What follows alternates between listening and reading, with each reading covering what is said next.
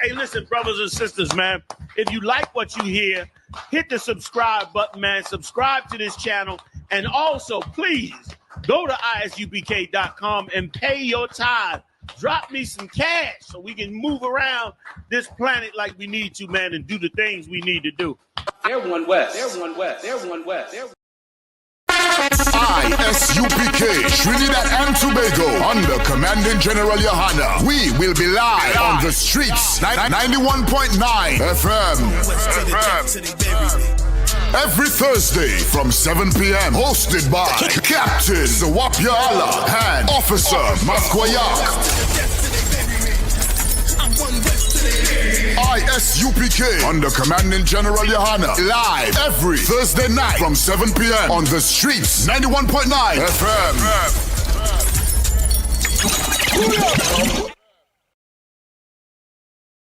Hey, listen, brothers and sisters, man, if you like what you hear, hit the subscribe button, man. Subscribe to this channel. And also, please, go to ISUPK.com and pay your tithe.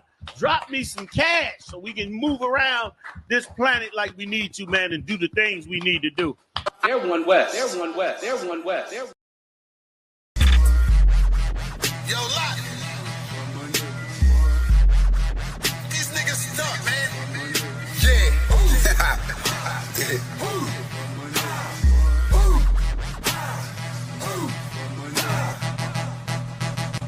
Lock.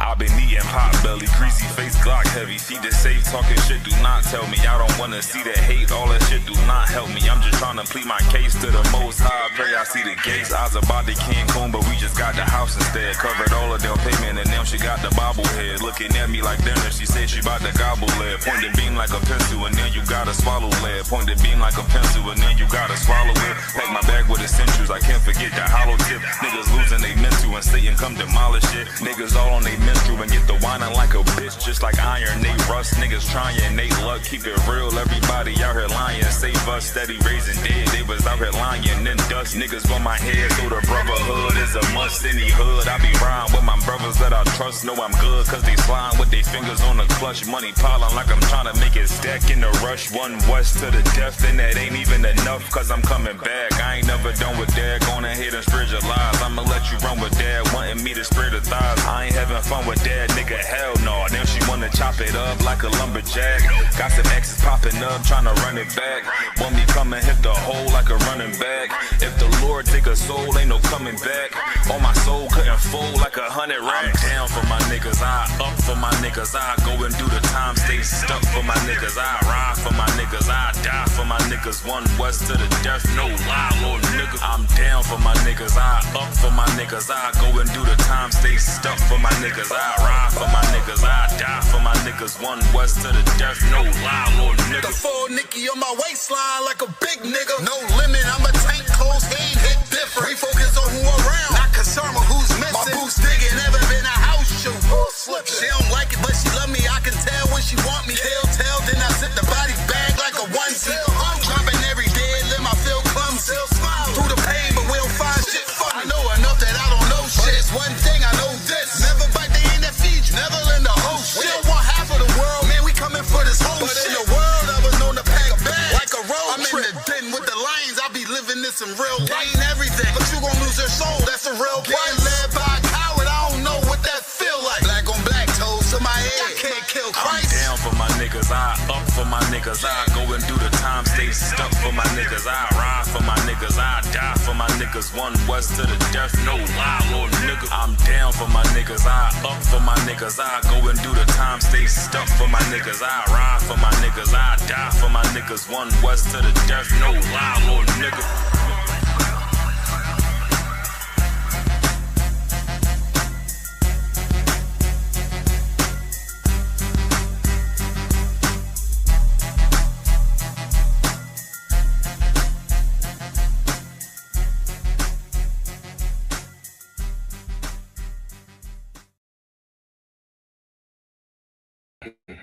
We're ready now. All right. Yabachin Shabakatum. Yahanna Tabashim Yahshai. To all the brothers and sisters, I.S.U.P.K scripture breakdown, Washington, D.C. I.S.U.P.K on the command in Yahanna, straight out of Harlem, New York, 1 West 125th Street since 1969. We're teaching the truth about the Bible. Blacks, Hispanics, and Native Indians are the real Jews. Christ is black. The Most High is black. All the prophets of the Bible are black and Latino. And the white man is the devil the Bible speaks of. All right. So if anybody have any questions, raise your hand. If there's any questions in the chat, type them in. The brother gonna get it. If he miss it, just retype it. We're gonna get them in. You could call your questions in. We have a number as well. Officer Bakwash is gonna put the number up on the screen. We also have you could text the number, text your questions in. If you know anybody in the class, type them in. If you're in the class, raise your hand. All right. Go ahead, Bakwash. Okay. So we was talking before class and what's this?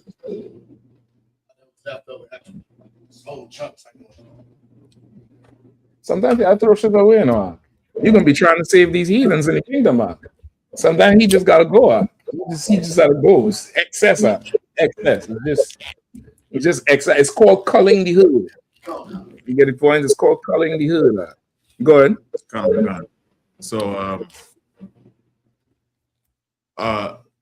like okay, so we was talking about like how boys men once upon a time was in school, but then they was traders and whatnot, and they understood that. You ought to control that mic. Could you mute them? Concert. Yeah, let's go ahead and meet them until they get this up together. All right, go ahead.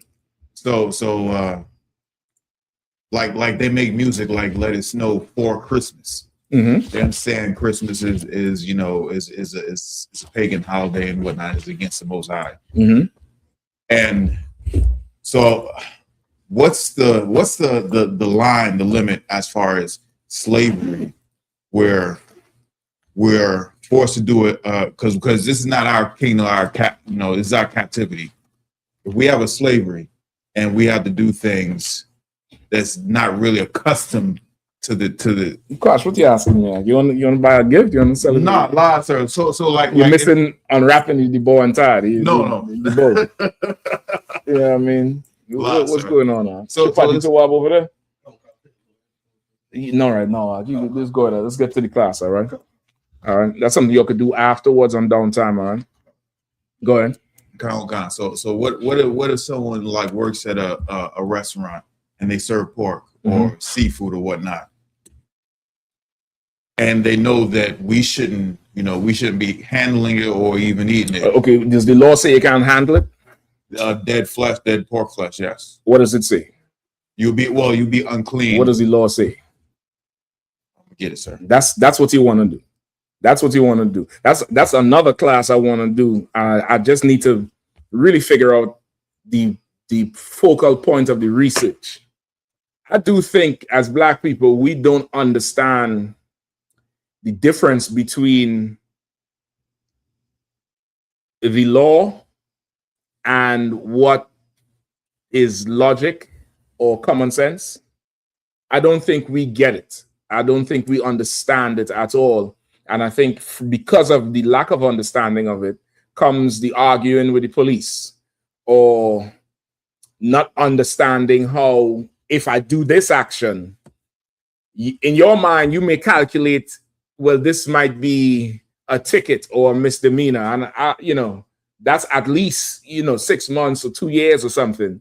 But you don't understand how the oppressor thinks and what is lawful according to his law. You get the point? Like, I think we really miss that part of it. And it not escalates. I'm not saying that's why things go how it go, but it could ease some of the suffering and put us in a better situation if from young you learn the oppressor's law. And I'm not talking about what to do and what not to do, but how the law works. Learning how the law works is, it could change everything, how you interact with these people. It could change everything. And there's always a point where most of us seeing videos is like, why don't they just shut up? Why don't they stop talking and just take the citation or fight it? As a people, we look at what's right in the situation and think that's law. And that's not how law works. You could have a totally right moral standpoint, a totally right logical standpoint, and statute something, section something in some backward law in Indiana might say none of that shit matters. You get the point? Like, I think that's so whenever you go in, especially with the Bible, see what the law says. Don't start the conversation without establishing that. Because from the time you read it, somebody might be like, oh, let me see, that's what it says. Oh, shit. Well, then I don't have a leg to stand on. Because what they think the law says is not what it says in the Bible. You understand what I'm saying? They don't understand it. Go ahead. This is Leviticus chapter 11 and verse starting at 7. And the swine, though he divideth the hoof and be cloven-footed, yet he cheweth not the cud, he is unclean to you. Or their flesh ye shall not eat, and their carcass shall ye not touch. Right. They are unclean to you. Right. So the swine, you're not supposed to eat it, and their carcass, meaning what? The dead body. Their dead body, you're not supposed to touch it. Could you have a pig as a pet? You saw it. You ask yes. Okay. Okay. Yeah, good guess. I definitely try to catch him, man. I definitely try to catch him. He's like, hold on, pig as a pet. What the fuck you talking about? Yes, nigga, I'm walking that big old ball. Listen, I want to see my pig versus your pit bull. Let's see who the fuck gonna win. I got my money on the pig, not the big pork as you see in the farm. I'm talking about a good old rough one tusk motherfucker. He got one tusk, The hairy one old hairy snout. You see who gonna win, right? You could have a pig as a pet. You cannot eat it. You get the point? You can't eat the damn thing. You can't touch its dead body. So now, if you can't touch its dead body, what does that mean?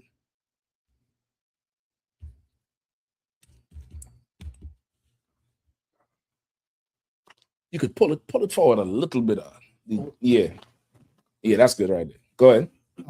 You feel how it slide back? Yeah, just a tad. Yeah, go ahead. So like, if you can't touch a dead body, you can't slaughter it. No, that definitely was I could shoot it in the head. They have a big old bolt gun they used to shoot cows in the head with, them big old bulls. They put their head in a vice and they come with a big bolt gun, pow, and bust the head. You know what I mean? And for the record, a pig is very hard to kill out. You hear that shit with that mallet, he just started running. So there's something about how that shit built. It's you had to hold him and bleed him. All right. What does that mean about it? Go ahead. Definitely can't eat them. Yeah, we talking about the dead body. What does that mean? Shalom, sir, if I may. Go ahead. Oh, shalom. Shalom, man. Yep, you can't buy it. You can't purchase this pig. You're still missing it. Come on, Yasha. It means you can't. There's no handling with the carcass. You can't handle the carcass, so think lawful.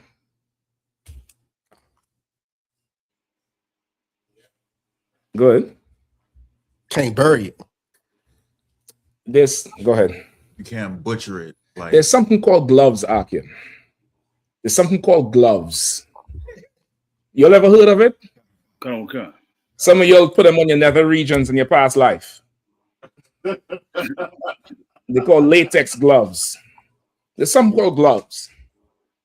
You get the point? There's something called the coroner suit. That's the best way I could describe it. You know the all white jumpsuits? You put one of them goggles on, you put a mask on your face, you put one of them the hairnet cooking thing on, you covered, and now you could go handle that thing. Are you touching it? No. All right then. It's the law. The law says now if all y'all was my lawyer, I getting stoned in the kingdom because y'all saying, well shit, he touched it. I'm getting put to death for handling this pig with gloves. You get the point? You got to understand the law. The law says you can't touch it. Am I touching it? Or is the glove touching? The glove is touching it, which is precisely why the glove was created. It's a barrier. You get the point? Go ahead, Izan. You can't touch it, but would you still be unclean because you're around it? No, because you ain't touched it.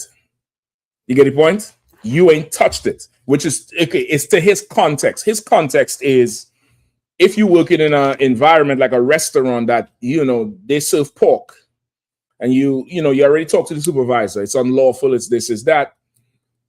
Our law, it's law.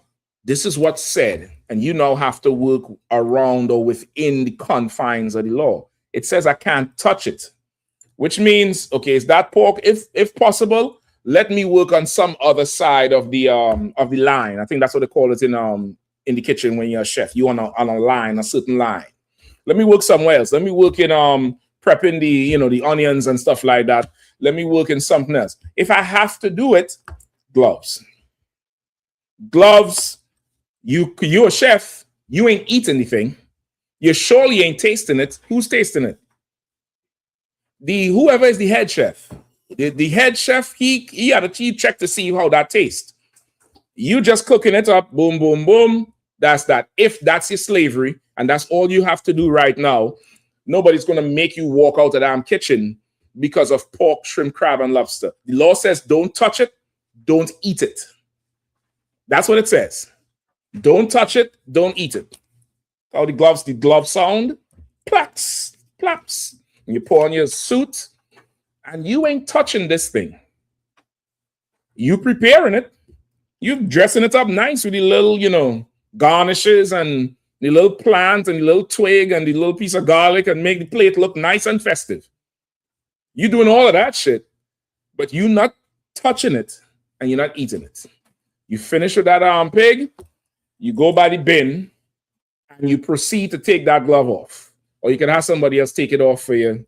Or whatever. You find a way to do the shit. There's ways you can pull the glove off, hold it in one, boom, you never had to touch the actual outside. Throw that shit away. It's the law of it. You get the point? The law is this is that thing. You get the point? And which is again, it goes further into how Esau's law operates, and we really don't understand his law. Even the language of the law is not written in regular modern language that we would understand. It's even worse if you're in the UK or some British colony. Is heretofore and hence therefore and nevertheless, and you don't know what the fuck they just said. Nothing. Go ahead, Yasha. You might need the mic on. It's like I wanted to add on to that. When they use the tool, to cut the meat in slices, but they don't they don't clean that because they mix it with other meats like beef or chicken. I know there's cross-contamination. Wouldn't that whole kitchen be unclean? Okay, so you asking you asking in terms of if you working there or if you buying? Buying there. No, if you buying, you're not seeing nothing back there. You don't know. You're imagining this thing. If you understand what I'm saying. What you're saying is a totally plausible scenario that they're not washing the cutter. Is it possible they have two cutters, one for pork and one for non-pork? Is that possible or no? Possible. It's possible. I'm gonna tell you how much it's possible. The vegan community is probably the next biggest mafia after the LGBTQ. I halfway think the vegan is no, I ain't gonna say that. I ain't gonna say that because I don't want to offend anybody. But that vegan community done put so much pressure on these industries that they come up with vegan recipes, and it works for us because of a lot of the vegan recipes or people who have allergies, they come up with recipes for them. Like a lot of people are allergic to shellfish and shit like that, which is what you were saying, the cross-contamination in times past. They would still, I'm Toa, brother. Toa, that's how I'm going to. They would still develop the allergies, and that's how they knew about it. They come up with whole new, clean, vegan recipes that works with our law. You get the point? Okay. But you as a consumer, do you know for sure that they, frying everything together? Are you seeing that? Okay, so then you really, nothing wrong if you want to go back to that extent about it. But brother, give me where's this eating the shambles? Give me that one. Give me 1 Corinthians 10 and 25. Right, and you actually this is a question I even asked God. I remember this. That's how I remember this precept. Hold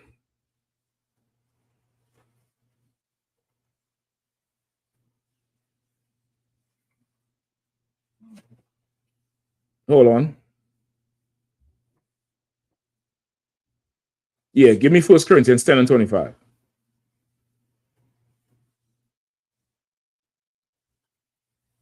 You grab it, Yasha, once you got it. Okay. I got it, sir. Quickly. This is the book of 1 Corinthians, chapter 10, verse 5. 25. Right.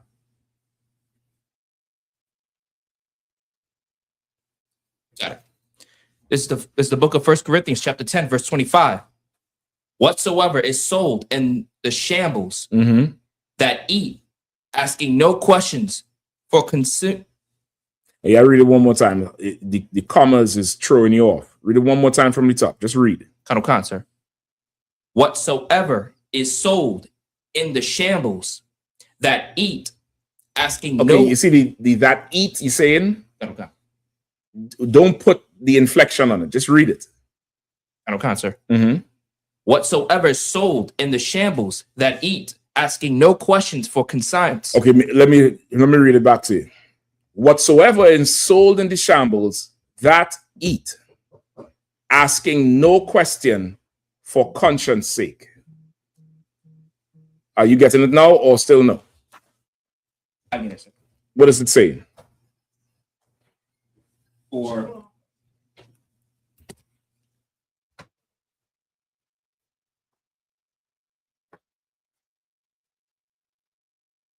Come on, let me hear you.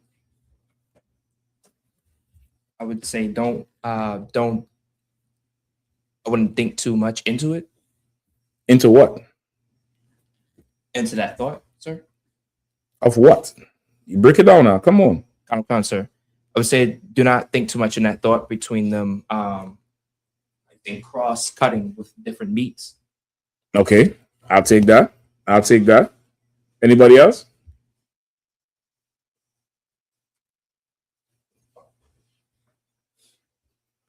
Izan, I'm gonna come to you, Shepard. Izan?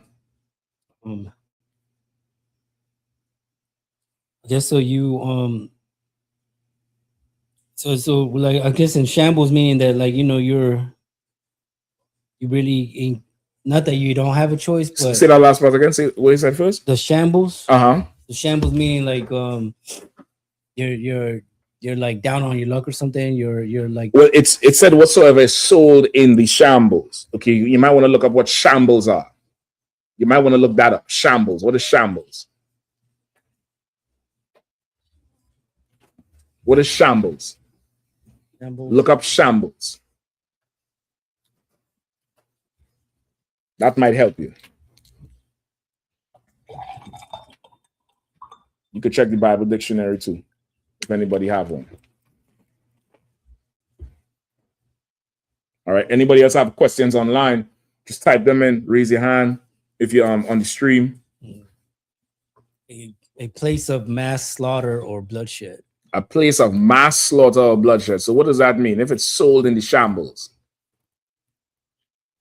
I'll come to you. What does that mean, Izan? Sold in the market. This meat is being sold where, but it's mass slaughter. Mm-hmm. So what does that mean? Like, okay, is this a place that only sells veal?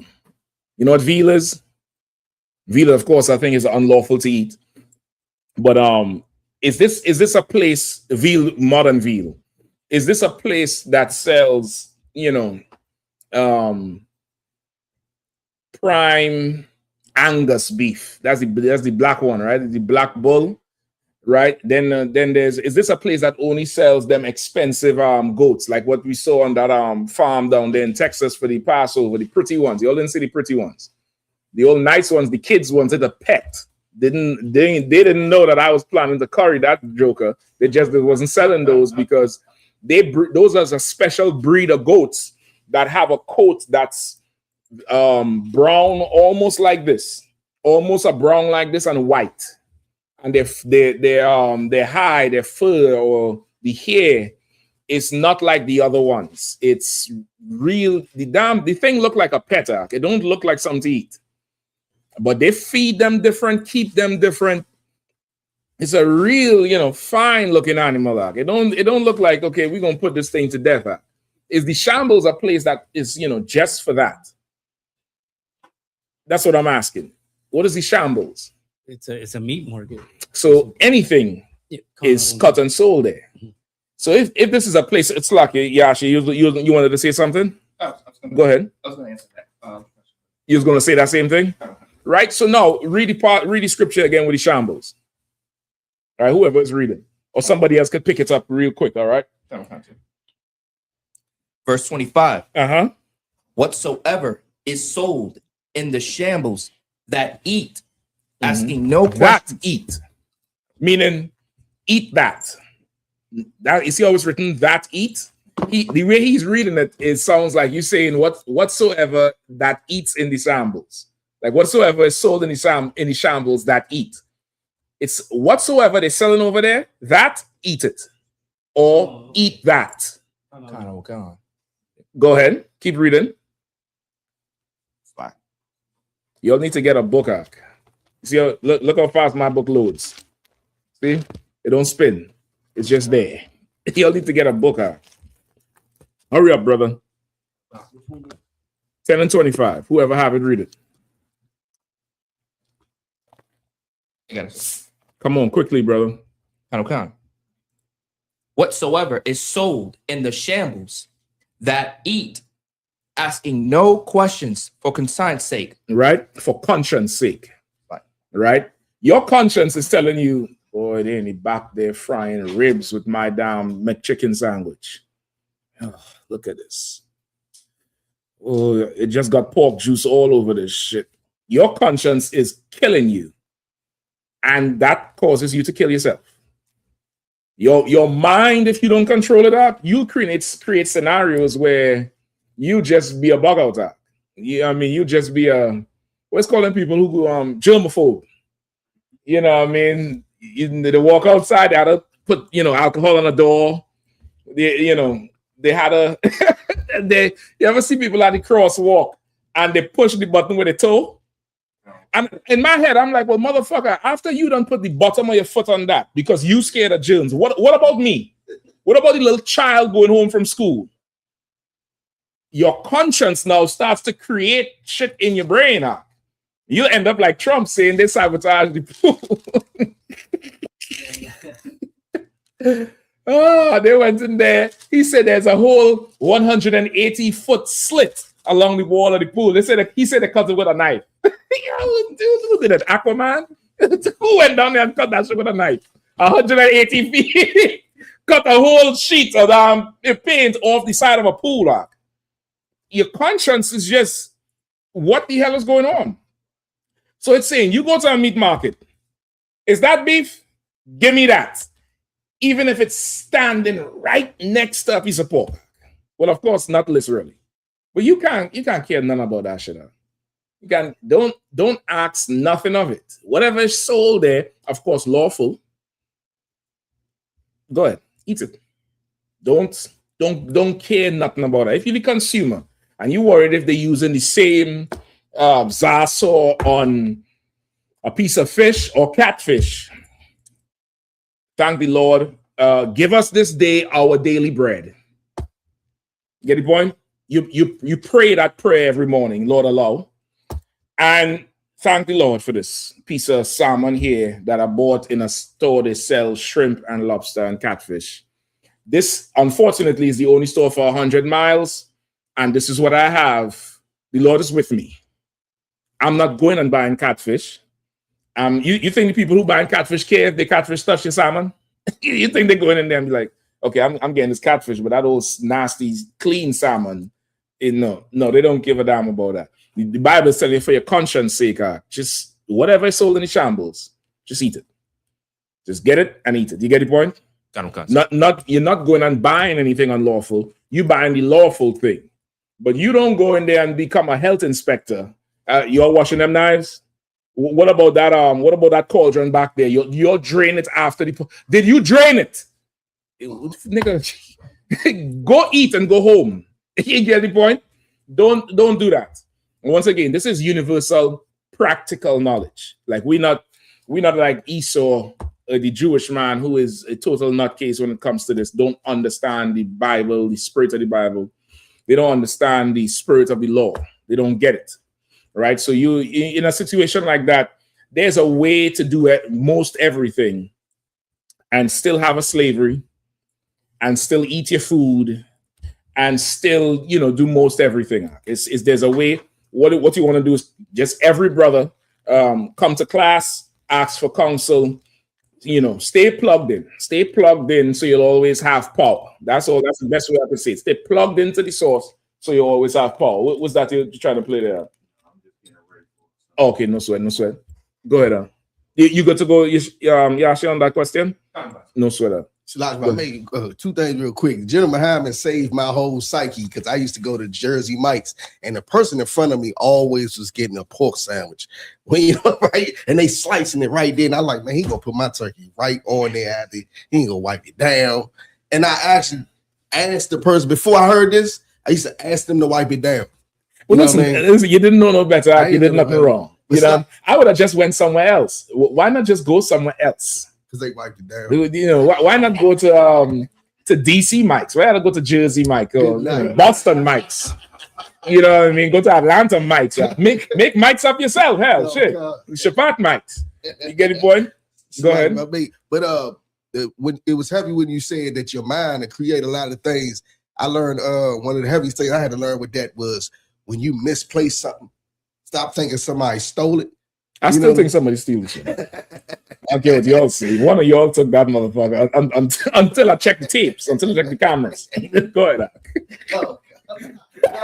That was his side because 9 times out of 10, I would find out later. I just put it somewhere. Okay, and even that suspecting somebody took it is a learned behavior. It comes from growing up poor. Growing up poor means that your environment is also poor. So you don't misplace shit because you paid money for this shit. You take care of it. So if it's missing, somebody took it. Some other poor motherfucker took it because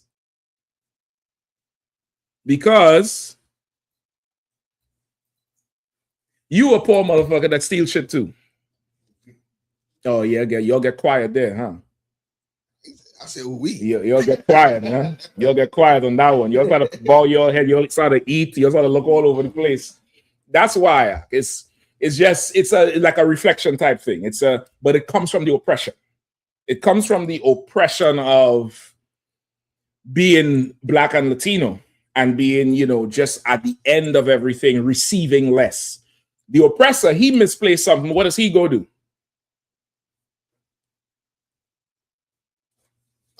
Go buy another one. That looked like my shit. Somebody could have stolen from them and say, yo, I had one just like that. Shit, man, that's nice. I'll I'll misplace mine. I bought me another one though.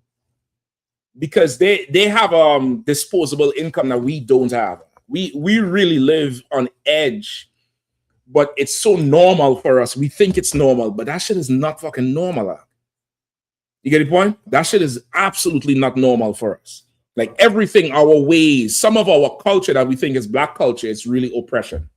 It's oppression that we normalize because we, the Lord's chosen people, we're very resilient, we're very creative. The oppressor facing the same thing, he'll just kill the whole village out. He'll kill the whole neighborhood over the shit. And that's just that. He shoots up a school because a girl tell him no. Could you imagine, there was Kid Rock and Kiss and Guns N' Roses was singing about adultery in the way how our artists do and somebody steals his girlfriend? That happens with us all the time. Brother steal your girlfriend or some shit. We don't go shoot up the block over the shit. We go find another one. The girl tell him, can you go to the prom with me? I'm sorry, Cody. I'll be sick. No, man. And he shoots up the school over that rejection act. They're not able to deal with things like we would deal with things. You get the point? They're not able to process why these things are happening. They're not us. So when you look at some of our customs that is damn near like every Black and Latino family you grew up, this is just common. It's common because of oppression. You get the point? So we good with that? You get the point, Bakwash? So you working in there. They got to bring shrimp in. Just glove up, cover up, do the bare minimum. And there's so many tools now because again, there's the LGBTQ community, the vegan community, and the Jewish community, and they all have very strong preferences and dietary needs that they have a economic power to make shit happen. You get the point? There's so many tools and stuff you can hold stuff down and cut. You don't even know how to cut the thing no more. There's a bread slicer now. A fucking bread slicer. You put the loaf on the thing, you set the thickness, and you just move that shit back and forth. You don't have to hold and saw and shit no more. You ain't got to do that. There's a whole thing. You just press on an onion, and it cuts down into slices or cubes. You get the point? Like, it's so much shit now because of the necessity. I say necessity is the mother of all invention. So you look at the law, you see what you cannot do, which means there's a whole lot you could do. You get the point? Go ahead. So like if I could add to the question, right? Mm-hmm. I think it started from Kiki Palmer, but I went into, I don't like Boys and Men. I never thought I wouldn't like Boys and Men, but it's because, not because they sing, but it's because they were in the truth. And then afterwards, they went and made a Christmas song called Let It Snow. They made it right around Christmas time. And I was like, artists have the option to, I don't want to sing this song. I mean, okay, I wasn't around, so I don't know how much of in the truth they were. I really don't know if they was in the truth. They may have worn all black for a season and swept the floor. But I don't think they were ever Officer Wanye. You get the point? I can't remember hearing that.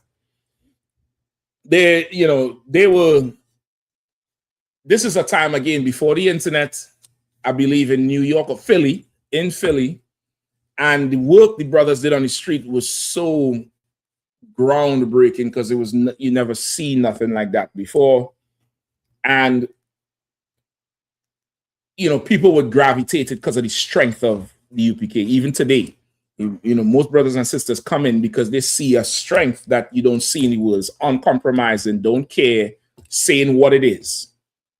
So I could ask, but I've never heard the cat from Boys to Men, he was at camp one day and he ran. I've never heard that. I heard they was in class.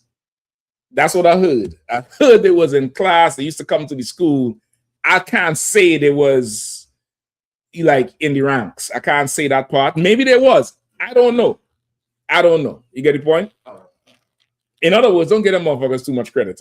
Don't get them too much credit. Don't put them in the lane with you. You get it? But they will never say, hey, Shapat got some hot music, man. You should go check him out. They'll never put you in a lane with them. You get the point? You fuck up. So from me to you. How's that for a white Christmas? You get the point? What else we got? There's a few questions, but this question is on topic. All right, I might have to save that for the end. Go ahead, though. Kind of. Is young man Chris from Judah says, Cap, if I can, this makes me think about halal. We're not allowed to eat sacrifice lambs or sacrifice meats. All right. No sweat. I'm glad you asked that question. Go back to 1 Corinthians 10. Let's get 1 Corinthians 10. Good question. And these questions are good and appropriate for you brothers, because these are things you worry about, especially when you're very young in the truth. You're trying hard to not run afoul of the Most High.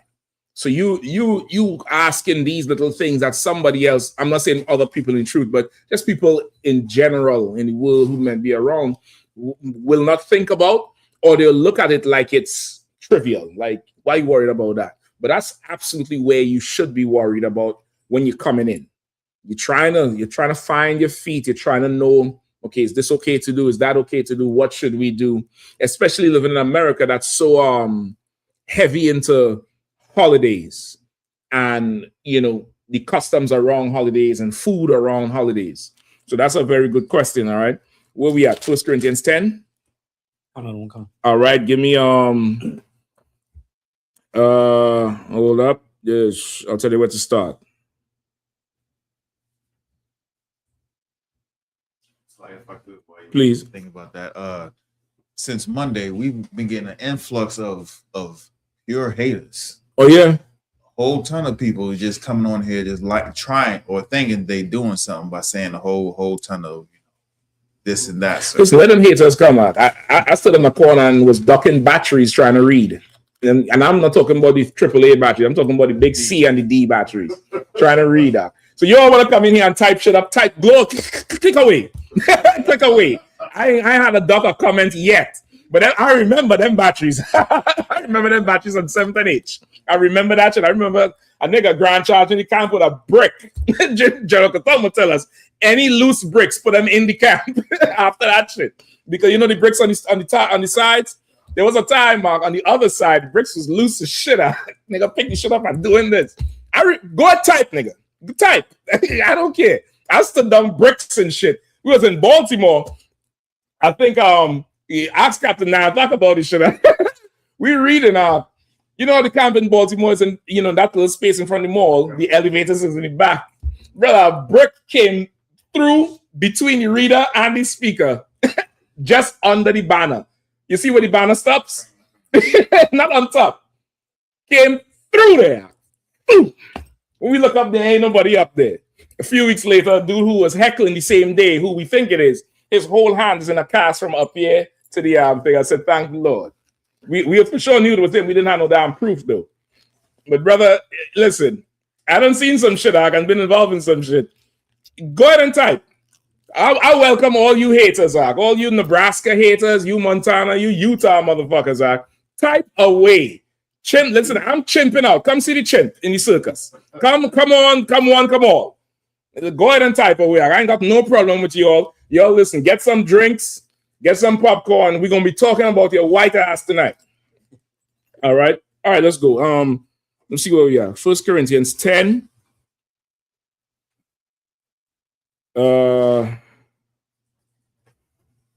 Let's start at 14. All right, I'm gonna try to go through as quick as I could. Let's start at 14. It's the book of 1 Corinthians, chapter 10, verse 14. Mm-hmm.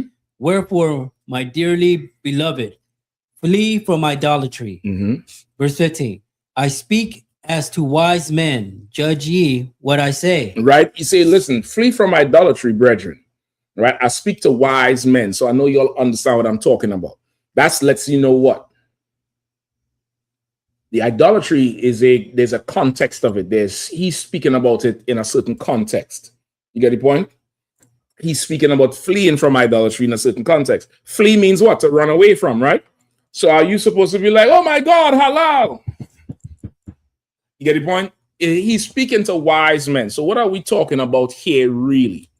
What are we really talking about here? Keep going. Verse 16. The cup of blessing which we bless, mm-hmm. is it not the communion of the blood of Christ? Mm-hmm. The bread which we break is it not the communion of the blood of Christ? Of the body of Christ. Of the body of Christ. Go ahead. Keep reading. Go ahead. For we being many are one bread and one body. Mm-hmm. For we are all partakers of that one bread. Mm-hmm.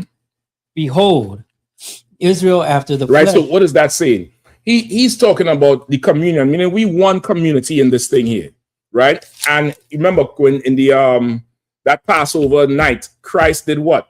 He said, "This is my body," as he breaking the bread, the unleavened bread.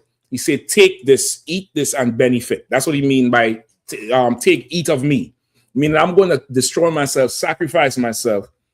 You breaking this bread with me means you down with me here. You're going to benefit from my sacrifice. This is my blood. Drink of this wine. This is my blood. You're going to benefit. We all benefiting from what? From what Christ did. So whatever you did in the past is done. You starting fresh. We all benefiting from this bread and this wine. Right? That's what he's starting. He's like, this is a clean slate now. Go ahead. Verse 18. Behold, Israel after the flesh. Behold who? Israel after the flesh. Behold who? Israel. Mm-hmm. After the flesh. I just wanted to read that a few times for the Christians. All right, go ahead. After the flesh, Christian, not after the belief. Not after, you believe in your heart, twinkle toes, clap your heels 3 times, Dorothy. Not that bullshit. Israel after the flesh. Go ahead. Are not they which eat of the sacrifices partakers of the altar? Mm-hmm. Verse 19. What say I then? That the idol is anything, or that which is offered in sacrifice to idols is anything? What does that mean?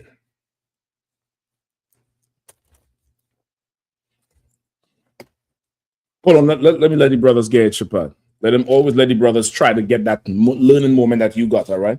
I know you know the precept already. Bullshit, Shepard. Bullshit. He practicing his poker face on me. Here he's talking about betting earlier. Bullshit, Shepard. What does that mean? Izan, Asha, anybody online who hasn't heard it before?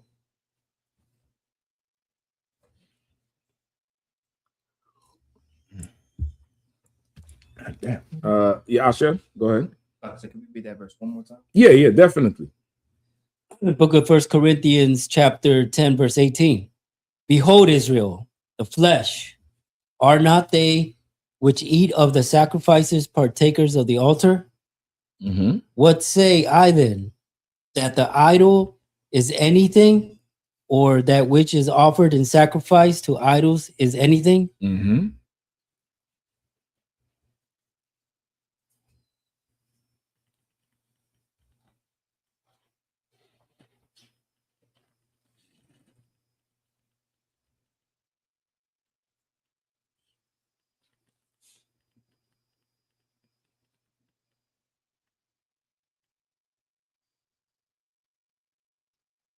Go ahead.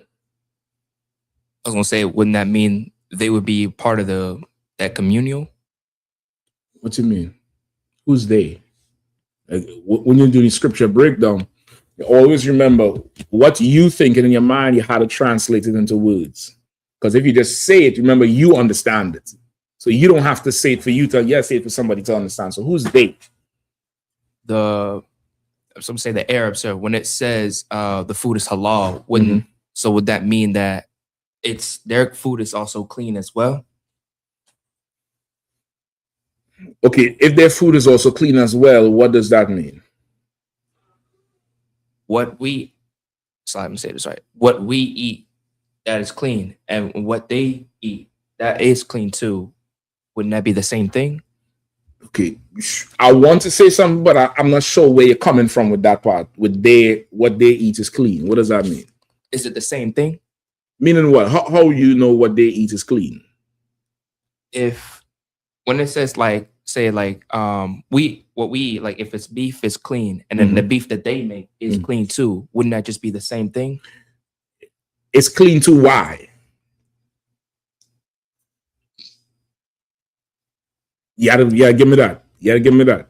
God. Why is it clean too? Is it clean too because it's halal?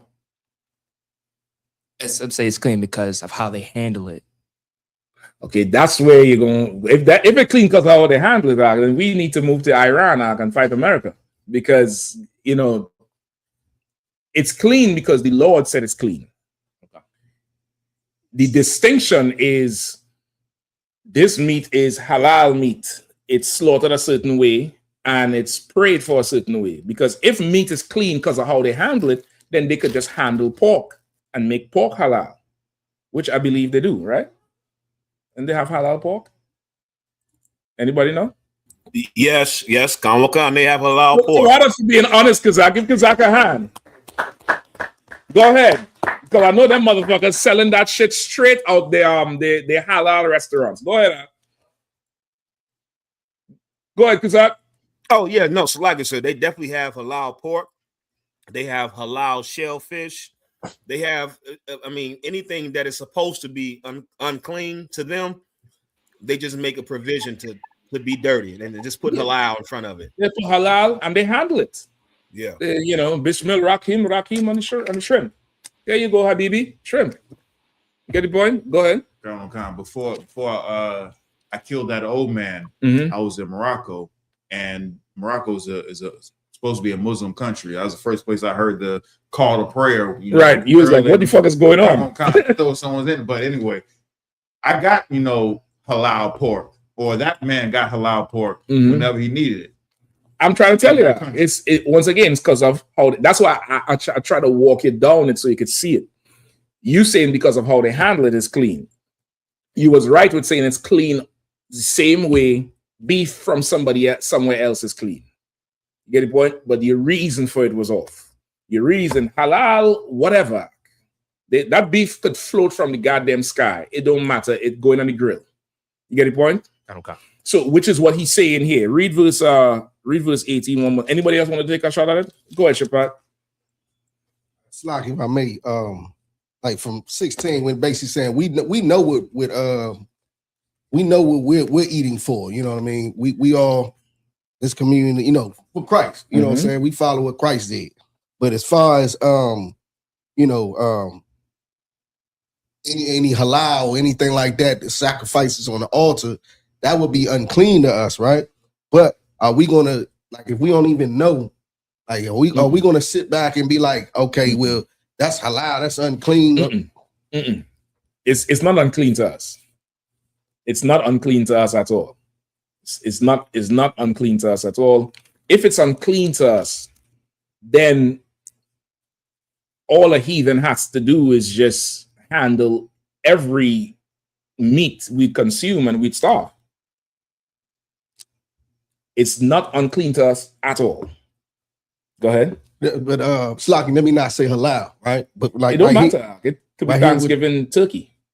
Slocky, if I could go ahead with the it being sacrifices from the altar, right? Sacrifice from the altar. What do you mean? The idolatry that I believe he's speaking about right here. Like, are we going to say everything is sacrifice meat? Like, is we going to make everything like it's coming from there? I don't understand what you're saying. Like we us being in captivity, we don't got a lot of choice on the stuff that we purchase. Like, so let's just say everything out the grocery store come from some sacrifice altar. Are we going to try to make everything, unclean? But that's what I'm saying. It's not unclean. It's not unclean to begin with. Okay. That's what he's saying here. It's not unclean to begin with. They sacrifice it to idols. To them, this cow was just grazing a day ago. He was just grazing a day ago. Some little child probably called him Ralph. Now I'm buying a leg off of him today. I don't care about yesterday. I don't care how they killed it.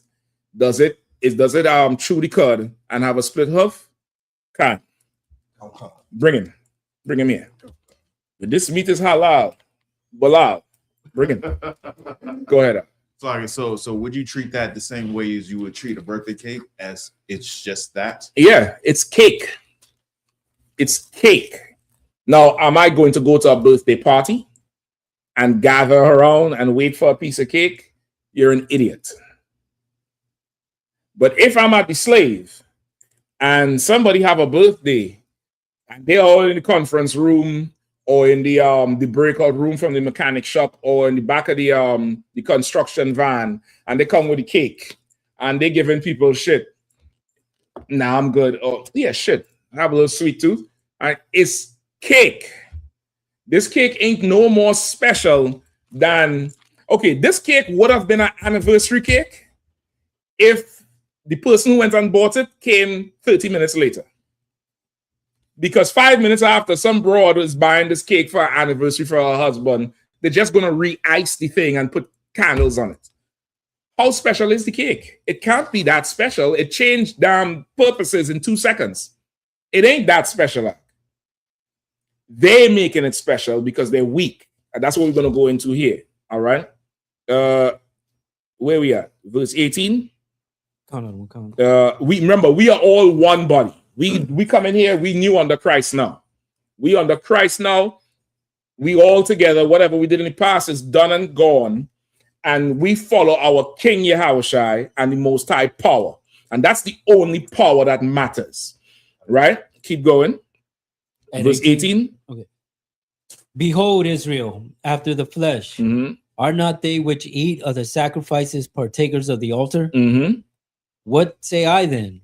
That the idol is anything, or that which is offered in sacrifice to idols is anything? Is he saying, look, Israel, who's after the flesh? Those of us who descend from the slaves and the Latinos and the indigenous first people.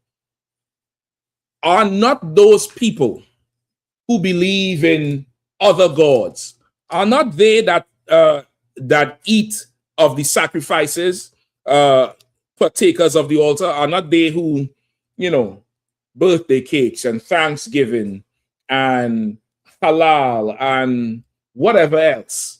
Are not they also people who do that? What shall I say then? That their idol is something? Or that the food that's offered to their idols matters? We won under Christ and we follow God, the true power. So you could halal 100 times. I'm going to eat that thing. You could You could bow down to the cow. Pull up the video of the East Indians, bowing to the cow. There's a video. There's this practice in India. You know they worship the cow. There's this practice in India that this cow brings prosperity, health. If a woman trying to get pregnant, if the cow steps on her stomach, she'll conceive. And brother, they lay down and let this cow walk all over them. You could that might be it. That might be it. There's a white bull. Yeah, the Brahma bull with the big hump on the neck. Yeah. Come on, show that video quickly. Show that video quickly. Listen. I'm thinking about. I think heavily about what I'm gonna do to these heathens in the kingdom. You know what I mean? And brother, for sure, I want to get a Brahma bullock and go to wherever the East Indian plantation is and curry that motherfucker. I want them to see that bull die. I want them to see the bull, the blood run out. I want them to see that hoof kicking and then tremble and kick its last kicker. I'll chop the tail up and make oxtails up. I don't do that shit, brother. Captain Zakar up in New York, there was a cookout, brother. He came with a I don't know if it's a bull or if it's a calf. He came with a water bottle, but the casing is the skin and the hoof from the animal. So the bottle is tall. It's one of them tall water bottles, not like this. It's tall, and the casing is a hoof. I'm like, Cap, what's that? He says a water bottle. And he showed me the thing, the sleeve. It's like they skin the animal. I don't know if they cut it to cut the bone out and then reattach it, but the bottle goes inside the sleeve. Yeah, brother, that shit was so cool. The hoof just standing there. Yeah, I want to do that. I want them to just lose their mind and pray to Lakshmi and Krishna for this bull that I'm going to eat. I'm going to eat him. I'm going to roast him. I'm going to share him up. Hell, because I might even ask them to partake in the butchering of it. Let them see how we feel. You get the point? You found it? Come on, y'all need to see this one. Let's keep reading in the meantime. Let me know once you have it up. All right. Verse 20. Yeah, where we at now? Hold on. I think I skipped. 20. Yeah, 20. Verse 20. But I say, all right, look, there's it. There you go. There you go. Yeah, make that one bigger.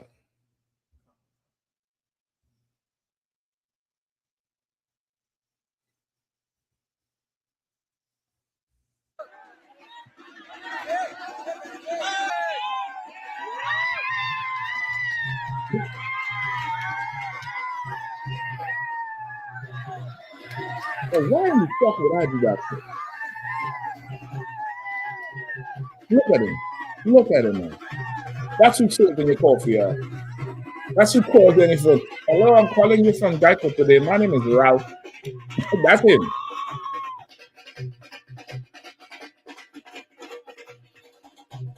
No, after they done, they done gave that bull a rank raise. I guess that bull is the governor, the mayor of that city. What am I supposed to do now? I can't make a beef sandwich because that bull is a mayor somewhere in India.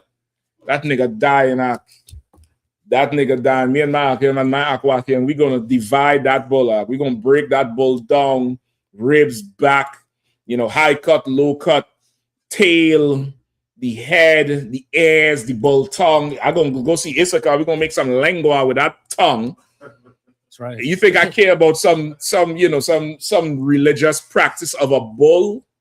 No, I don't. According to the Bible, I don't have to. If you want to save the bull, then go strap yourself to the bull like them people who hug trees. Go do that. Right? Read verse 20. Book of 1 Corinthians chapter 10, verse 20. But I say that the things which the Gentiles sacrifice, they sacrifice to devils. Say it again. But I say that the things which the Gentiles sacrifice, they sacrifice to devils and not to God. And not to God. Like the halal and whatever else, Thanksgiving, your birthday cake, they're doing that to Satan and not to the Lord. Get the point? The Lord's sacrifices is bigger, it's better. Get the point? It's a better sacrifice than their sacrifice, which is why you could just eat it. Get the point? You could just eat that shit. It doesn't matter. Right? Keep going. And I would not that ye should have fellowship with devils. Right? And he would not that ye should have fellowship with devils, which is why you shouldn't go celebrate their thing with them. But if you are the slave, you in school, you are kids in school, you are the slave, you're an adult, you can refuse the cake if you want to. But you ain't evil for eating. Now, if you go run, birthday cake. If you do that shit, something wrong with you. But this is just cake.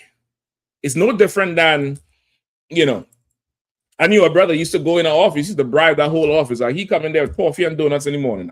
Every Monday. Every Monday coming coffee and donuts in the morning. And he had that office eating out his fucking hands. He was a wise brother. He was wise as shit. Now, if somebody just brings stuff in, and you just go get cake. It's cake. It's donuts. It's that thing. What's the difference between, I just bought this because, and, this is special now. You know what this is here? It's birthday cake. Nigga, you believe in a tooth fairy then? you believe in a tooth fairy if that's the case. You get the point? It's nothing. It's, you shouldn't go with them. But if it comes to you, however, whatever, it's nothing. Right? Keep going. Verse 21. Ye cannot drink the cup of the Lord and the cup of devils. Mm-hmm. Ye cannot be partakers of the Lord's table and of the table of the devils. You understand? That's why you can't go, how we say, have no fellowship with them. You can't go to a birthday party. You can't go celebrate Eid with your Muslim brothers and sisters. You can't go celebrate Diwali with the East Indian brothers or sisters. You can't go do that dumb shit. You get the point? You can't go to a Thanksgiving dinner and say, well, listen, I'm not Christian and I know you're all evil, but I'm here for the food. You cannot do that shit. You get the point? Now, can you eat from it? You're looking at me like it's food. But if you go in there to, for that particular plate, meaning if this wasn't Thanksgiving, you wouldn't even be here. Then you part of Thanksgiving. You get the point? You part of Christmas, you part of whatever. You in the office, you got to work on Christmas Day. They come in there with the stuffing and the whatever drinks and stuff. If you want to eat, eat. If you don't want to eat, don't eat. But if you get excited, I watched a video today with that, Solomon, I can't stand him. One of them Wayans brothers, the one with zero talent, who think he's funny. He's on Shannon Sharp, and he's talking about when they left In Living Color, they didn't have no money. And he was first writing the Wayans brothers script. And that's, I don't know, I can always mix them up. There's one who he just tries too much. No, okay, there's one who he was in that horror movie and he was pretending to be gay and he had the broad put on the football parts. Not Sean Wayne, sir. Sean Wayne. Okay, the other one, not that one, the other one. So the other one, he's writing about the Wayans brothers. And he said the football part one, which one is that? He said he was so depressed after leaving In Living Color. He would sit in the room and listen Christmas songs all day because Christmas songs was a happy time and he needed to lift his spirit. And I'm like, you got to have serious mental illness to sit in a room and be sad and listen to Jingle Bells. You got to have a mental illness. I'm dreaming of a white Christmas. Whatever this Christmas song. Like that, if that's your go-to, something's wrong with you. You get the point? There's something mentally wrong with you there. So now if you only eating this because I'm here for the Christmas dinner, I'm here for Father's Day dinner, I'm here for this, there's something wrong with you, nigga. There's something, off. You understand? Keep reading. Verse 22. Do we provoke the Lord to jealousy? Are we stronger than he? Right? Do we provoke the Lord to jealousy? Meaning now, because this is my Muslim brother and sister, will I now go eat their holiday food with them? Like we stronger than the Lord? Don't you know you're going to piss the Lord off and he's going to hurt you? Keep going. Verse 23. All things are lawful for me, but all things are not expedient. All things are lawful for me, but all things are edify not. Right? What does that mean? All things are lawful for me, but all things are not expedient. What does that mean?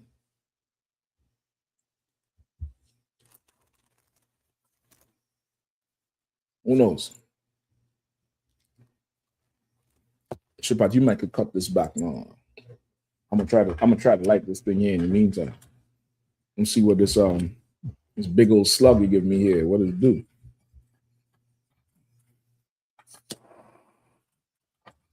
All things lawful, but all things may not be expedient. What does that mean?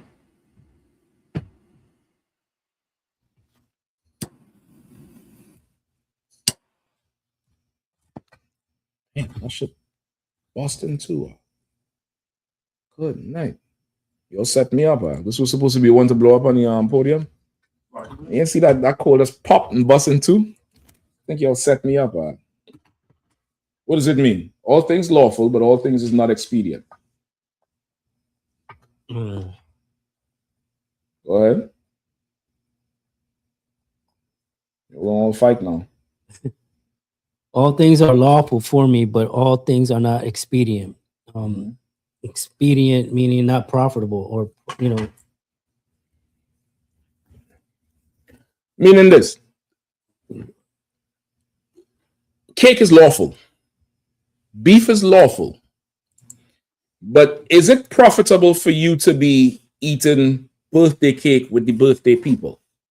Is that profitable for you? Is it? A couple of brothers looking at me like they're unsure. Go ahead. Sir. It's not profitable. Why? Because it's unlawful, sir. I just said it's not unlawful to eat cake. Go ahead, Aisan.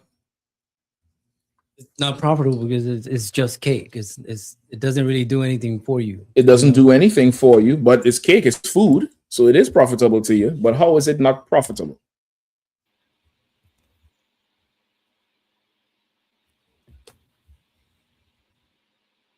Doesn't, oh no, go ahead.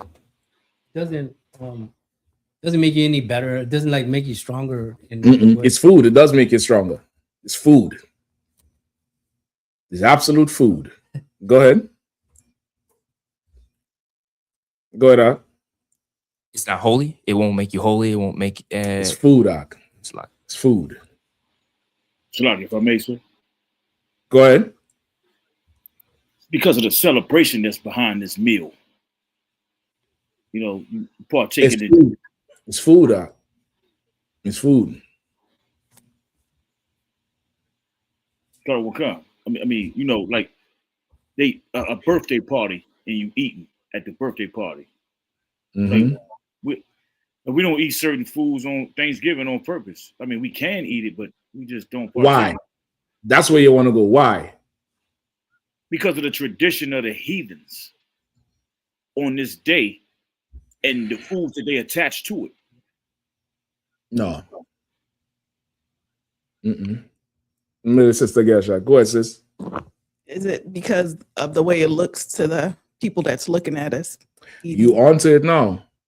So if now, I don't celebrate birthdays, but I'm here blowing this cake out, you know, talking about make a wish, make a wish. Ooh, cake. What does that mean for that? Go ahead. Like we're partaking in what they're looking on, so it looks like we're partaking. So to them, it looks like what? That it's okay. That it's okay. That's why it's not expedient. Because you're supposed to be what? Separate. You're supposed to be separate more than that.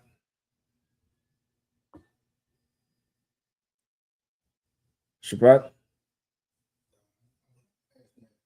All right, let me get that answer first. I'm gonna come to you. You're supposed to be something else. You're supposed to be an example. You're supposed to be a light to Gentiles. Get the point? You're supposed to be an example. Like you not doing it because you don't want to make them think this is okay to do because they don't understand that Allah is a fake God. They don't understand that Caesar Borgia. They don't understand this bastard here. He's not a God. You get the point? They don't understand he's trash. You get the point? They don't understand these, like a birthday, a cake is just is food. They don't understand that. So they see you do it. They might think it's okay to partake with them. So all things ain't expedient for you to do, even though it's lawful. It's cake. You could eat it. But brother, to set an example, nah, I ain't eating that. Why are you not eating? You know, I don't celebrate birthdays. You want to live your life, especially if you're a brother in the truth. Ancestors too could do this. You want to live your life looking for opportunity to show who you are. You know why them Muslim broads wear that burqa even though it's 105 outside? Because they want to represent for their faith. You think they want to wear that shit out? They don't want to wear that damn thing. But they're wearing it so that somebody will come up and say, you're not hot in that? And they could say, yes, because to them, they're doing this for their God. And they want the opportunity to say they're doing it for their God. You get the point? Okay. So you want to look for those opportunities in life. It's a skill to learn that's going to help you with fishing. It's going to help you with articulating your belief. You get the point? You all right over there, brother? No sweat. You need to get some things done.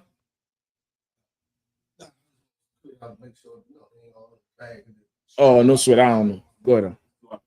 Someone said there's no sound. 1 2 1 2 1 2. Testing 1 2. No, you too out, sir.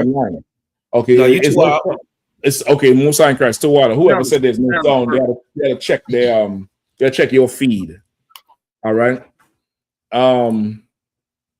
So that's it. That's why it's not experienced. Go ahead. You was gonna say something, brother? Oh no, Shapat, what you was gonna say? No, I want. Can I read a precept? This being like the same exact thing we're talking about. Come on with it quickly. Come on, sir. It's the book of Romans, chapter 14, verse 13 and 14. Mm-hmm. Let us not therefore judge one another anymore, but judge this rather, that no man put a stumbling block on occasion to fall in his brother's way. Mm-hmm. I know, and I am persuaded by the Lord Jesus, that there is nothing unclean of itself, but to him that esteemeth anything to be unclean, to him it is unclean. That's what you want for sure. That's what you want right there. Even that one is better than where I went with it. That's what you want. Like they esteem these things as clean as and unclean, but really, this is food. So to the brother's question, okay, you don't want to care if it's halal. You really want to know if Leviticus said you could eat it. Is it Levitical? Forget if it's halal. Is it Levitical? Is this what the Bible says is clean or unclean? Because if you care if it's halal, that means Allah got some sort of power. And if Allah got power, brother, you should not be in here. You should run to him and then come get me so I could go serve him because he got power. But if you follow Christ, if you partakers of the bread and the body and the blood of Christ, and we all wanna halal, nothing. I could watch them pray over the thing. Oh, you're done? How much? How much? You take Apple Pay? You need me to pray over the apple? Is this halal apple or is it halal Samsung? Does it? Oh, it don't matter the money, but the beef got to be halal. I understand your whole. All right, give me the meat. Give me whatever it is. You get the point? You can't care about what they pray over. That's them. Give me the one where it says they're weak. Hold on, it's right here. Is it in 1 Corinthians 10? Romans 14 and 2. Romans 14 and 2? All right, give me that. Give me verse, is it 1 and 2? Or just verse 2? Book of Romans, chapter 14, verse 2. No, not that at all, because that's between meat and plants. Come. I want with where it says with the eating stuff sacrificed. Hold on. I think we just went through it in 1 Corinthians 10.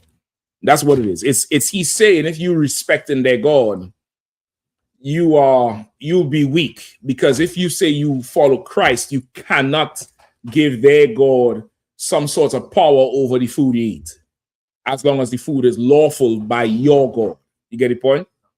But of course, don't go to a birthday party and eat cake and celebrate. Don't go over their Christmas day and eat whatever food they got, because this is the only time the family could come get together. You all ever hear people say that? We don't see each other, we've been separated since 12. So, we all get together around this. If you have been separated since 12, 12 more years ain't go good. Obviously, they ain't that important. Yeah, in 12 years, since 12 years old, you only see each other. Yeah, just let that shit go. Go ahead. Hey, I always say, like, the only reason you even got today after the 12 years is because our oppressor wants you to serve his gods and gave you all y'all the day off to do it. Exactly. You know what I mean? So that's it. So don't worry whether it's halal, whether it's, whatever. It's food is food. Don't eat with them. If you're in a house, you might be a brother or your sister in a house. You might be young or in hard times, and you live with brothers and sisters who's Christian, and they celebrate Thanksgiving. You're not eating Thanksgiving food with them, but at night or the next day, you come down, you eat if that's what's there to eat the food. It's food. It's not a Thanksgiving meal to you. It's just food. You get the point? Good to go? What we want? Another one, 13. Question in Acts 13 and 1. Mm-hmm. Grab it real quick, sir.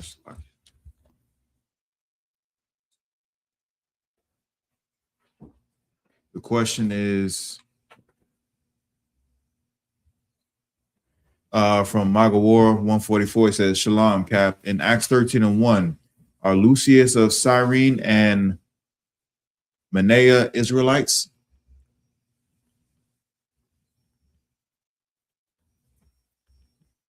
One second,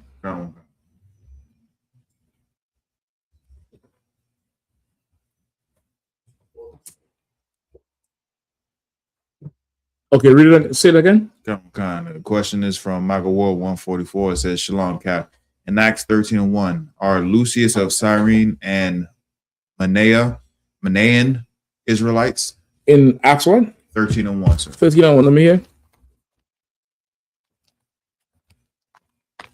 Wait, that's the Niger scripture, right? Yeah, that's what it sounds familiar, but I'm like, hold on. The names he called, I'm like, what is he talking about? Go ahead. Book of Acts, chapter 13, verse 1. Now there were in the church that was at Antioch certain prophets and certain teachers. What? Certain prophets and teachers. Certain what? Prophets and teachers. Prophets. There were certain prophets in that church, right? Or school or gathering of Israelites, which is what a church is. A church literally means gathering of Israelites. All right, go ahead. As Barnabas and Simon, that was called Niger, and Lucius of Cyrene, and Manon. I'll take that. Which had been brought up with Herod, the Tetrarch, and Saul. All right. So what is he asking? What is he asking again? He asked, are they Israelites? Yeah, yes, because it's the church, right? Look up church in the Bible dictionary. Is it the Bible dictionary or the Blue Letter Bible?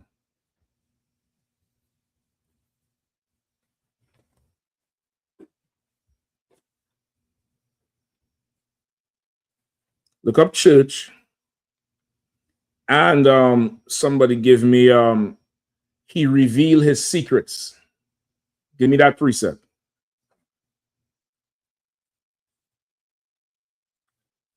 Quickly, somebody find it quick.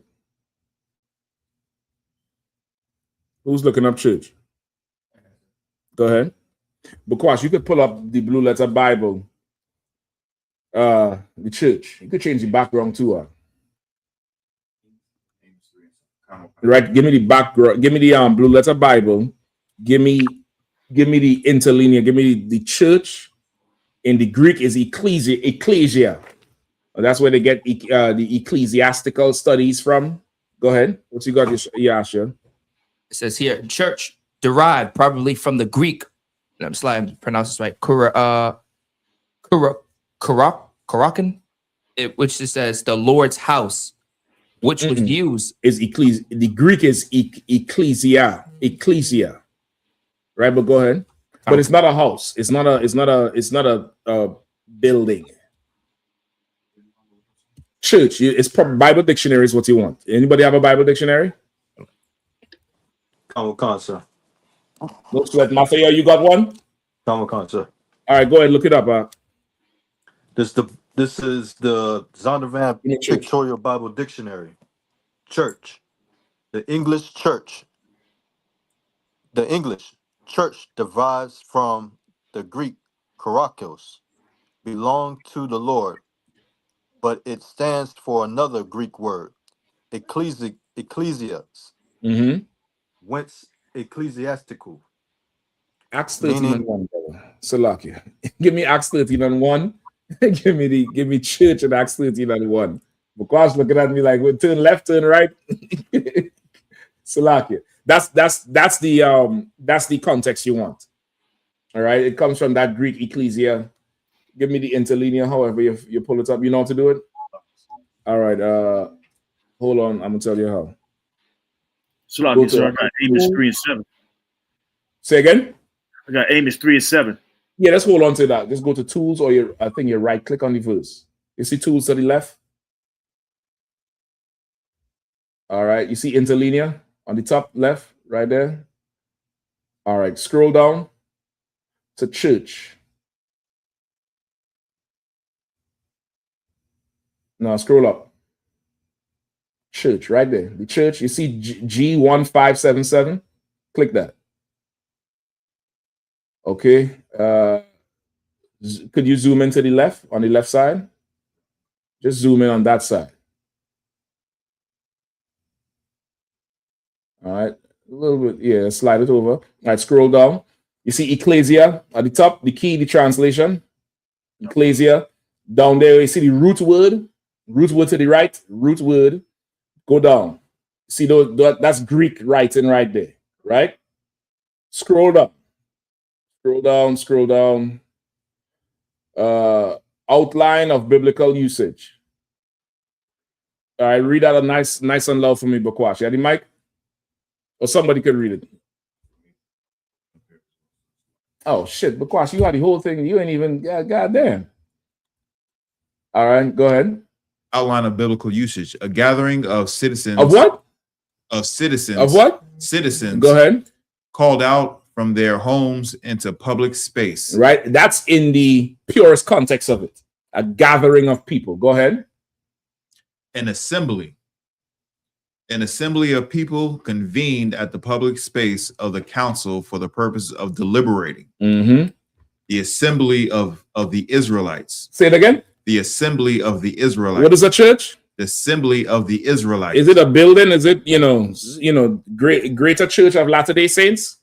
The assembly of the Israelites. A church is an assembly of Israelites. You get the point? A gathering of Israelites, a gathering of the people. You get the point? I believe that's all you need right there. All right. So these brothers had to be Israelites if they were at the church in Antioch, right? That's what it was.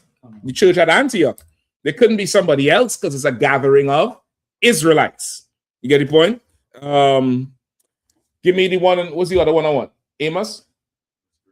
Come on. Yeah, cut on. I got it. Salakia, sir. Yeah. It's the book of Amos, chapter 3, verse 7. Surely the Lord God will do nothing, but he revealeth his secret unto his servants, the prophets. Any more? No, that was it, sir. He revealed his secrets unto his prophets. Right? Is this the only prophets? He revealed it to the prophets. The children of Israel, or am I conflating two precepts together? You sure that's not? It's not the next line. Where you at? Amos what? 3 and 7, sir. What does 8 say?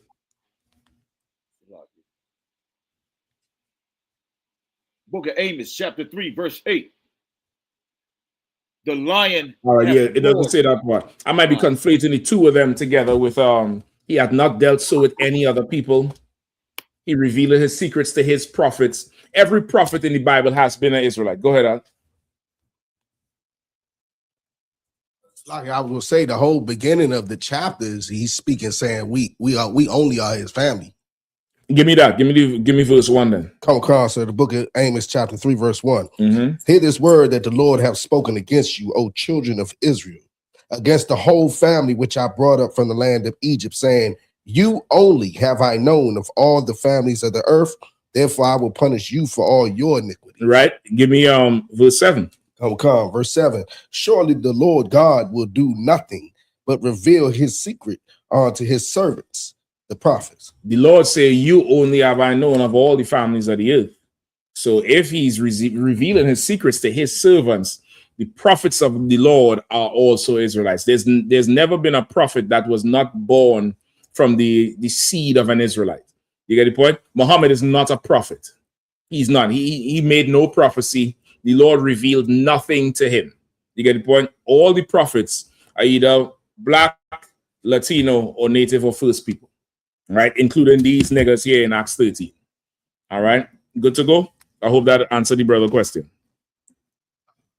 Please, come on. It's like, sir, it's so crazy, Rock, that y'all have a shot at how we he just gave us the cheat sheet. Because I learned in this school that any verse that they try to pull, look a little further up, a little further down, and it says Israel. It's the slip out, because he slip on the job. Just a little slip on the job and pivot. I know you Judites understand that shit. Slip on the job and pivot, and it's daylight. All here. It's just daylight, like the sun rising. Get the point? All right. Anything else? Please.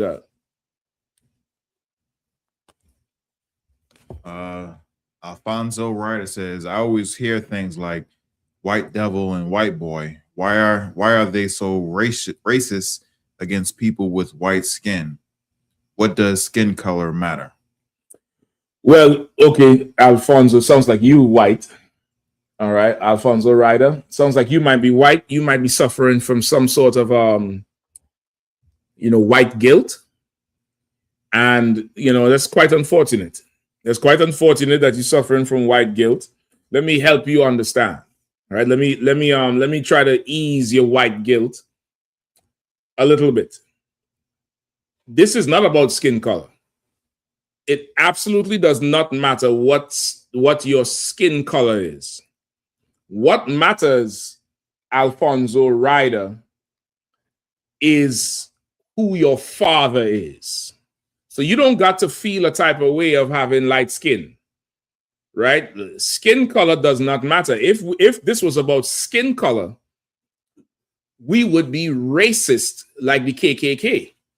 We would be absolutely racist. Let me ask Alfonso. Alfonso, what do you think about the KKK? What do you think about the white supremacists, the neo-Nazi, the KKK? Is there any more groups that I don't know about? Go ahead. Quickly, Akin. The Trump administration. The Donald Trump administration, which I heard today, they shooting down every black and Latino in the military from every kind of promotion. Promotions they're supposed to get, they've been there, they're better than everybody else. They're shooting them down and just promoting all the white boys out. They're just promoting all the white boys because why? Because of their skin color. What do you think about those institutions, Alfonso Ryder? Right? This is not about skin color. I'm going to explain to you what this is about. Right? And maybe after this, you wouldn't have white guilt, but you might have some white rage against your white people. Right? Give me Isaiah chapter 14. All right, give me Isaiah 14.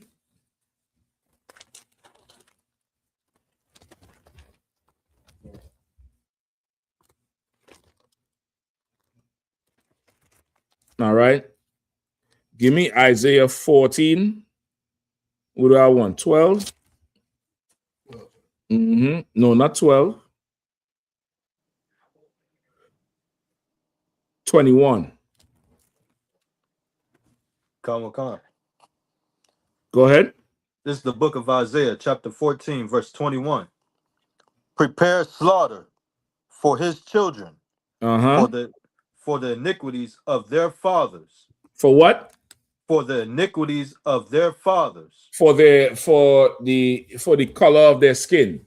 For the iniquities See, the brother of needs some their more paper fathers. towels here too. Need some more paper towels? You sure? You good? All right, no sweat. Is it for the color of their skin, Alfonso Ryder? For the iniquities of their fathers. For the iniquities of your forefathers. You see, you buy into the white supremacist explanation that this is about race, when this is not about race. This is about crimes that your forefathers have done, that you have benefited from. You inherited the benefit of their crimes. We inherit the curse of their crimes. We inherit the disadvantage of the crimes of your forefathers. For instance, your forefathers stole this land from the native or indigenous people, the first peoples, who you call Native Indian or Native Americans. Today, this land is yours. You carve it up into 50 states or 49 states or how much ever it is, and you push the native people onto reservations. And today, this land yields to you oil and corn and rice, and you grow cattle on this land, and you benefit from this land today. You benefit so much, you feel guilty because your skin is white. That's what makes you feel guilty, because all you've ever learned is to hate us because our skin was not white. You have never learned that the reason your people are on top is because your forefathers was murderers and thieves. You've never learned that. Like the Bible says, your forefathers have told you lies. You've never learned that. So today I'm going to tell you about your family tree, your family line, your lineage, the people you descend from. You descend from people from iniquitous fathers. Somebody look up iniquity, please. Somebody get me iniquity. All right, read the precept one more time. In fact, skip up to 12 while I look up iniquity, Mathia, please. Come. This is the book of Isaiah, chapter 14, verse 12. How art thou fallen from heaven, O Lucifer? Son of the morning. How art thou cut down to the ground, which didst weaken the nations? Right, so the Christians look at this and they think this precept means Satan is a fallen angel, because this is Lucifer and he fell from what? How art thou fallen from heaven? Satan was in heaven and he fought against the Lord, and the Lord kicked him out of heaven, and he fell because there's a big gap between heaven up there and the earth, and he fell to the ground. He fell to the ground. They made a whole movie with this premise called City of Angels, with that Nicolas Cage, and he fall in love with some white girl, and he talking to one of the angels who's black. They're all angels, and they're all around what they're walking amongst. This is how I know they be listening to the UPK. They're walking amongst people. People can't see them, and they're just moving you out the way, doing all kind of shit. And Nicolas Cage see this one old blonde-haired broad, and he in love with the bitch. He just in love with her. He floating around looking at, you have this dead look on his face. And he telling this brother, hey, man, listen, man, I want to be with her. And the brother tell him, there's only one way you could do it. You're an angel. We can't get with these humans. And he say, well, what's the way? He say, you have to fall. So meaning you willingly throw yourself off some height. And they quote in scripture and the shit. He's like, you don't tempt the Lord. You go, what kind of fuckery? He throws himself off a building and falls to the ground and turns human, because they believe this precept means angels could fall to the earth and become human, and they have some sort of little power left, but they're not really angels and they're humans, which is bullshit. That's from Greek mythology. This here is not talking about war in heaven. There's no war in heaven. There's perfect order. If there was war in heaven, the Our Father prayer would not make any sense, because it says, thy will be done, thy kingdom come in earth as in heaven. If you praying for order on earth and the Lord's will to be done on earth like it is in heaven, if Satan rebelled against the Lord, then rebellion is, against authority. It's got to be righteous. It got to be, it got to be the way to go. But you would not suffer a rebellion. You wouldn't suffer that thing. So what makes you think the Lord would suffer it? Because it's perfection in perfect order in heaven. What the Lord wants gets done. Satan works for the Lord. He's not a fallen angel. He has a pristine office, and he's had it since the garden, and he's good at his damn job. This here is talking about the white man, who his heavenly state he's fallen from. He is absolutely fallen from right now. He falls so low, he charging you over a pool you can't even swim in. He's charging you over a pool. Felony charges, what do you call it? Damage, property damage, and all kind of, trumped up charges. He's fallen so low. He sent soldiers to die in a war that he's paying $24 billion for today as part of a $300 billion deal with Iran. The dummy said Iran ain't good at fighting wars, but they win negotiations and still went to war with them. He's fallen so low. There's dirt bikes on the White House lawn. Some idiot is fighting in his drawers on the White House lawn. Oh, how had thou fallen from heaven, Lucifer? You was in a heavenly state. The White House now look like a prison with all them big black gates all the way around. You can't even take no tourist photos without looking like you're in Alcatraz. How low hast thou fallen, Lucifer? Them that's weakened the nations. You used to weaken the nations just by a threat. You were threatened to pull up. Iran said, come open the straits. You want the straits open? Come on, open it then. Thou hast fallen. You've fallen real low, Mr. White Man. Keep going. Verse 13. For thou hast said in thine heart, I will ascend into heaven. Mm-hmm. I will exalt my throne above the stars of God. Right? That's what? That's their space program. The white man did all of that. He said, I will ascend into heaven. I will exalt my throne above God. That's him going into space, the space program, the Star Wars initiative. This is who we're talking about here. This ain't an angel. This is your forefathers, Alfonso. Don't make sure and scroll down to see if he replying too. I want all his replies. All right, this is your forefathers. Go ahead. I will sit also upon the mount of the congregation in the sides of the north. He will sit also upon the mount of the congregation on the sides of the north. We're in North America. The white man is sitting squarely on top of us right now. He's sitting squarely on top of us. We are propping up his economy. We're propping up his nation. Everybody have World Cup fever right now, right? World Cup this, World Cup that. The U.S. team qualified. They're so hot. They're on fire. They're playing football. Go see the ratio of white people to Israelites on that team. Go see the ratio of white people to blacks, Latinos, Haitians on that team, brother. And you tell me what's really going on with the U.S. team. Like, you need us for everything. For your entertainment, for your music, to cook your food, to sweep your floors, to go to space. You needed the black woman to be your first calculators to send you into space. You sit on top of the congregation. Keep going. I will ascend above the heights of the clouds. I will be like the Most High. That's the white man. He wants to go above the heights of the clouds. There's some devil named Branson. Who's the one that owned Virgin? Branson? Russell Brand, the one with the white hair. He made some plane that could go up in the sky and propel around the earth in a certain stratosphere. Then you had the other one who went up there and skydived from space. Remember, from the edge of space. He wants to be among the clouds. You have high aspirations, white man. The problem is you don't have high morals. You don't have high integrity. You have high aspirations, and that means you will rape and molest everybody just to get into power, only to lose it because you raped and molested everybody. You don't have morals and integrity, but you have high aspirations.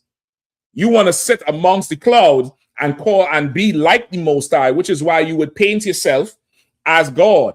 You would paint yourself as if you're Christ. You would paint yourself as if you're the supreme power and nobody could tell you what to do. Give me 15. Come on. Verse 15. Yet thou shalt be brought down to hell, to the sides of the pit. Yet, even though you have this power, you are going to be brought down to hell, meaning destruction. You are going to be brought down low. You are going into the Middle East for the Third World War, and you're not coming out. You're not getting out. All this talk about Israel is on their own. Listen, the white man he's an animal. He only cares about his belly. All this is for the midterms. Him and BB, they ain't beefing. They're not beefing out. He's trying to appear to the voters that you could trust me. Because remember, they were saying he's selling out to the Israelis. This is for the midterm elections, because Trump said it on January 6th of this year, on the 5th or the 6th year anniversary of J6 riots. He said, if we don't win the midterms, they will find a way to lock me up. They're going to impeach me. The midterms is the boogeyman for Trump right now. He's fallen. He's fallen. You get the point? He's brought down to the sides, to the sides of hell, to destruction. Keep going. Come. They that see thee shall narrowly look upon thee and consider thee, saying, is this the man? Is this the who? Is this the man? Is this the who? Is this the man? Lucifer is a man. This is who we're talking about. Is this the man? Go ahead. That made the earth to tremble? That did shake kingdoms? When the final destruction of this oppressor and his empire comes, he's going to be brought so low. People are going to wonder, how did he rule over the Gaza? You know, he got them people in Gaza like, brother, I ain't never seen no shit like. I think that's worse than Auschwitz. I think that's worse than any Jewish Holocaust camper. You know, he destroyed the Gaza and pushed them to the coast. The white man put a wall down there on the beach. They say their fishing industry would feed something like 5 million people. Somebody could look it up. They used to fish off the coast in the Palestinian waters. The white man put the Coast Guard out there, and they're killing anybody who touch the water. Meaning you could be on the beach. You touch the tide, you getting shot. They can't even fish out there. Now listen, I don't give a damn about no damn heathen, but at the same time, nigga, you bomb all the infrastructure. They're living on the edge of nowhere, and you're not allowing them to go in the water because you want to have eminent domain because they got resources in the water, namely oil. Somebody could look at that. Anybody found it? Brother, he got them damn near in a little box that's small. You all heard about the Gaza Strip, right? Okay. It's smaller than the Strip now. The Strip is like the world compared to where they're living in now. Is this the man that made the earth to tremble? This is him. This is who you're talking about. This is the white man we're talking about. So this has nothing to do with your skin color, Alfonso Ryder. It has nothing to do with your skin color. When we say the white man is the devil and he's evil, we're just giving a description to our police officer, to our justice system, to our judge, jury, and executioner. Just like if a man who's a black or Latino man robs you, the police would come up and say, well, did you see what he looked like? Yes. Well, give us a description. What will you say? He was black. He was Latino. He was brown. He was light brown. He was dark. That doesn't mean you're racist. You're giving the police a description of somebody who violated your rights, so a criminal who stole from you. We're just giving God a description of the criminal of the earth. That's what we're doing. We're giving him a vivid description of the criminal of the earth. And in describing him, we're describing his actions right after we say the white man is the devil. So when your court case starts, there will be no misidentification of the criminal. We don't want somebody innocent facing the Lord's judgment. We want the right person to do the time for the crime. That's what we want. So knowing that there is a man who made the earth to tremble, skip me to verse 21. Come. This is the book of Isaiah, chapter 14, verse 21. Prepare slaughter for his children. For his children. Who is the his? The white man. That Lucifer, oh son of the morning. You know why it's called son of the morning? Just like the sun comes up and that's the first thing you see and it's the brightest thing in the sky. That's the white man. Everything he does is to promote himself and talk about himself and everything. Again, World Cup fever. Everybody talking about the men's team. Anybody seen the ads for that men's football team? Anybody see the commercials where they're talking about, America playing this country, America playing that country, come support the boys? Anybody seen it? Or even just seen a flash or a glimpse of it? Nobody? Let me just tell you. They're pushing this white boy who had a horrible season. He's on the bench for his club team, and they're pushing none of the Israelites. And the Israelites are carrying the team. Some heathen scoring all the damn goals. Some immigrants. His mother from Nigeria came to New York when she was 8 months pregnant, and by accident her water broke. And now he's playing for America. He ain't get deported. I know Nigerians they're scammers. They're the best scammers in the world. Everybody know that shit, right? I don't count. Yeah, that wasn't by accident. That bitch came here on purpose. Go ahead, Al. That's what Akon said.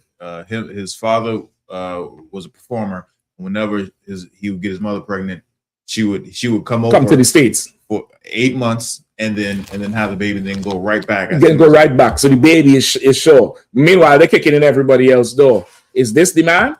Is this the man that made the earth to tremble? Go ahead, Shapat. So you wanted the fishing industry? Yeah, go ahead. Tell me about it. Come. I believe there might be a video on the DC page about it. Just check the DC page. Check the reels. There might be a video about Gaza and them. Brother, they literally boxed in against the water and can't go out into the water. And it's hot. Imagine you can't just go in there and just cool off. You're getting shot for touching the water. You can't even touch the water. Go ahead.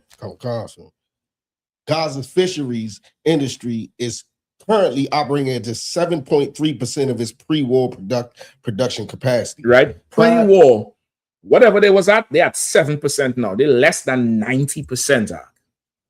Listen, less than, more, in fact, they decreased more than 90% of what they was. So, not less than, more than. Go ahead. Prior to the conflict, the sector yielded about 4,660 tons annually, approximately 15 to 20 tons per day. Today, total production has plummeted to around 60 tons per year. Or how much a day?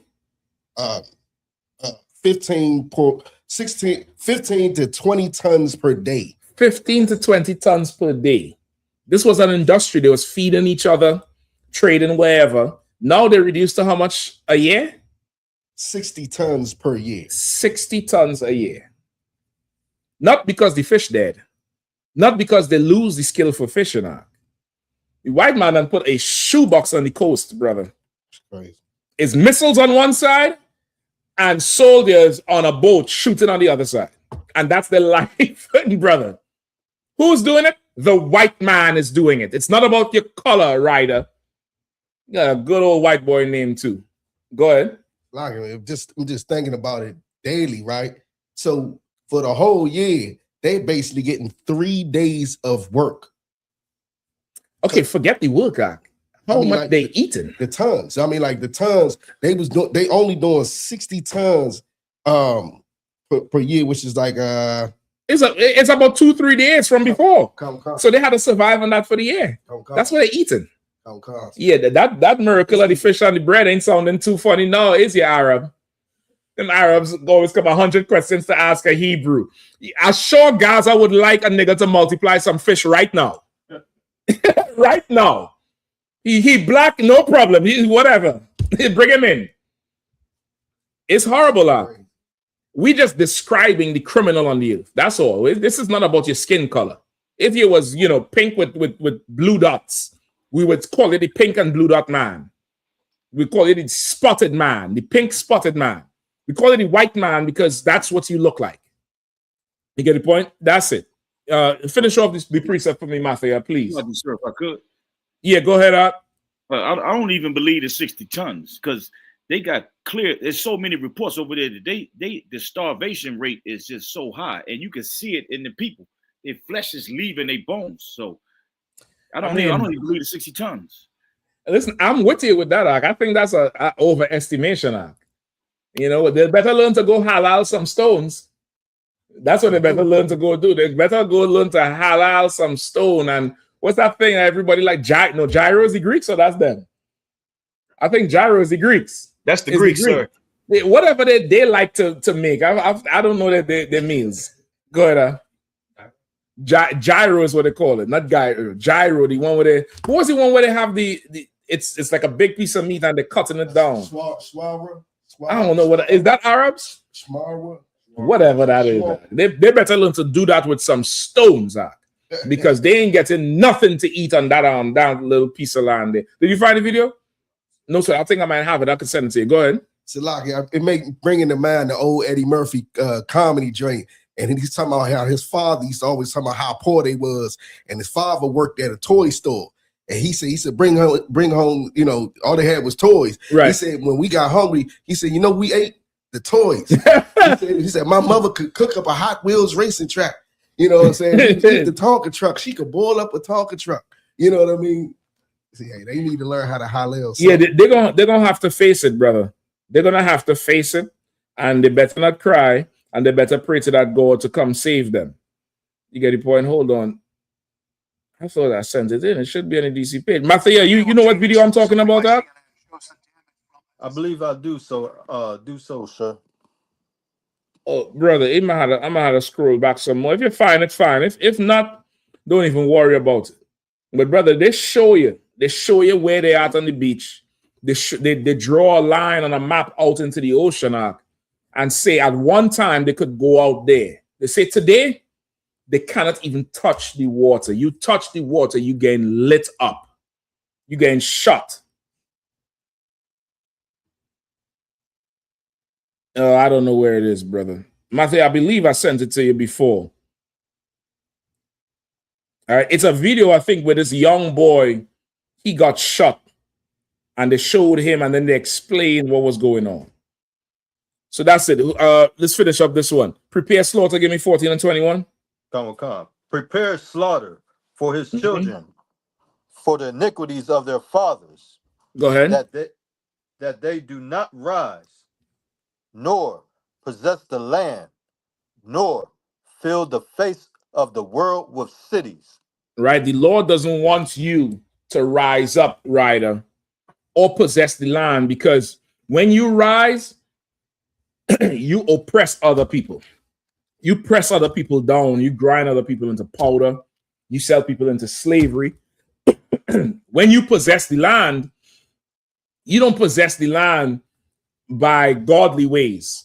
And godly ways would be whatever the Lord tells you to do with the land. The Lord might tell you to leave the land. I want that for my people. You don't want to do that. The Lord might tell you, fine, go offer them some money for that land. You don't want to do that. You will slaughter people for that land. The Lord don't want you to do that anymore or fill the face of the earth with cities. You know why? Because your cities are about drugs and sex and drugs and sex and murder and rape, and that's it. That's what the Lord don't want more of that on the earth. So this is not about your skin color, Ryder. So I hope that helped you look at yourself better in the mirror and know that you're not bad because of your skin complexion. You just descend from gigantic pieces of shit on the earth, which is the so-called white man. Criminals, murderers, rapists, enslavers, and child molesters, thieves. You descend from trash.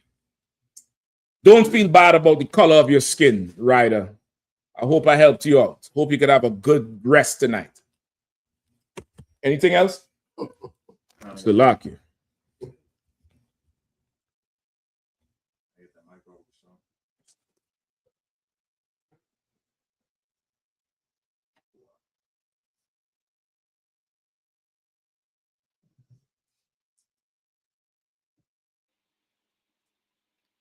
Slocky, sir, if I could. Please, You mentioned belly earlier, and I had a precept. Come on with it. Philippians 3:19, whose end is destruction, whose God is their belly, and whose glory is in their shame, who mind earthly things. That's excellent. Read that one more time. Philippians 3:19, whose end is destruction, whose God is their belly. His end is this. Oh, I found it, brother. I just found it. Hold on. Because where I could send it to you? Facebook? To pull it up. Text is better. Text is better? All right, hold up.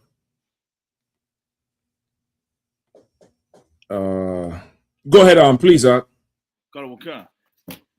whose end is destruction, whose God is their belly, and whose glory is in their shame, who mind earthly things. His God is his belly, and his glory is in his shame. Like what he glories in, it's a shame to him. It's such a shameful thing. What he glories. You got to hear the reports on how they're fighting them brothers and sisters in the military right now. I mean, saying that they really just get their rank because they're black. And you know the military, the U.S. military, the oppressors military. Did you get it? I just sent it over. Let me know if it came to you or not. I might have to send it to your WhatsApp, though. Okay. You know the oppressors military, the majority of it is physical. It's not morals. They don't teach you how to interact if you have conflict. It's just really it's more physical environment. And there is no way on earth the oppressor or the heathens are more physically blessed than blacks, Hispanics, or Native Indians. If that was the case, you wouldn't be fighting protections for a quarterback in the NFL. You get the point? You wouldn't be complaining about you losing your sports in baseball. America's favorite pastime is now black and Latino. You get the point? If you were so physically blessed. So for you to say the brothers and sisters in the military don't meet the criteria, what on earth are you talking about? You saying they're DEI hires. Meanwhile, they said this, they passed up this brother. I think was he an admiral or he was getting up for the admiral? He was the first qualified to be be in that rank. They passed him up and chose the third string.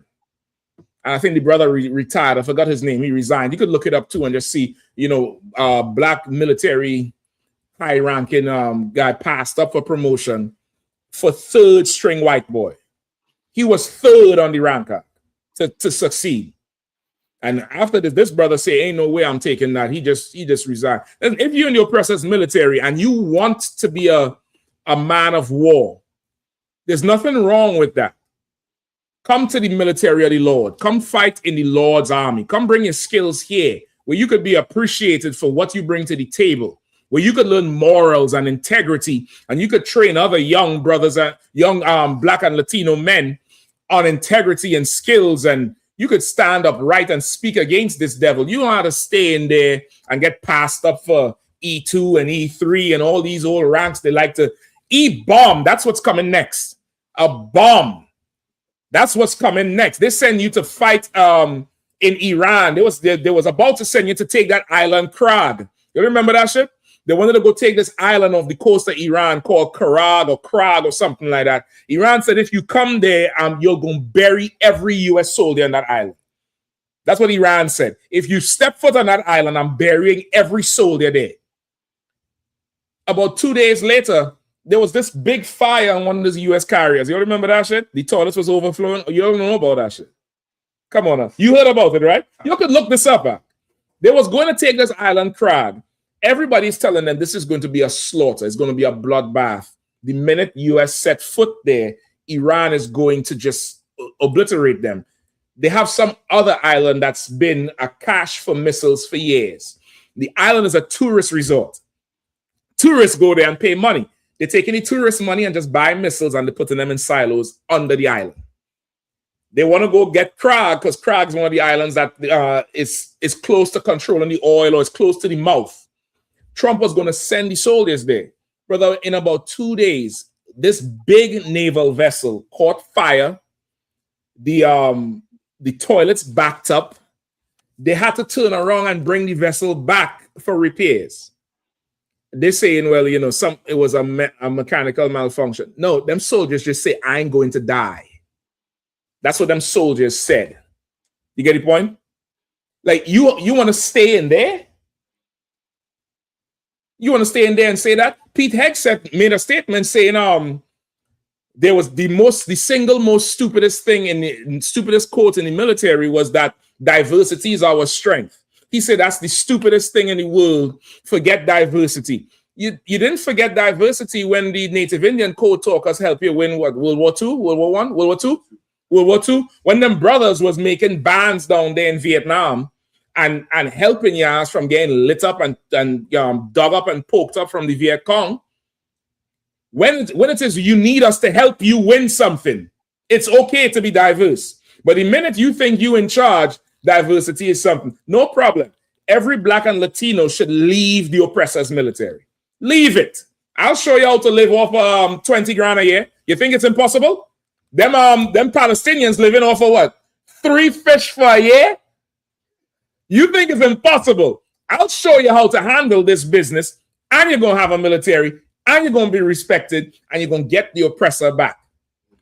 How much do you love your own people?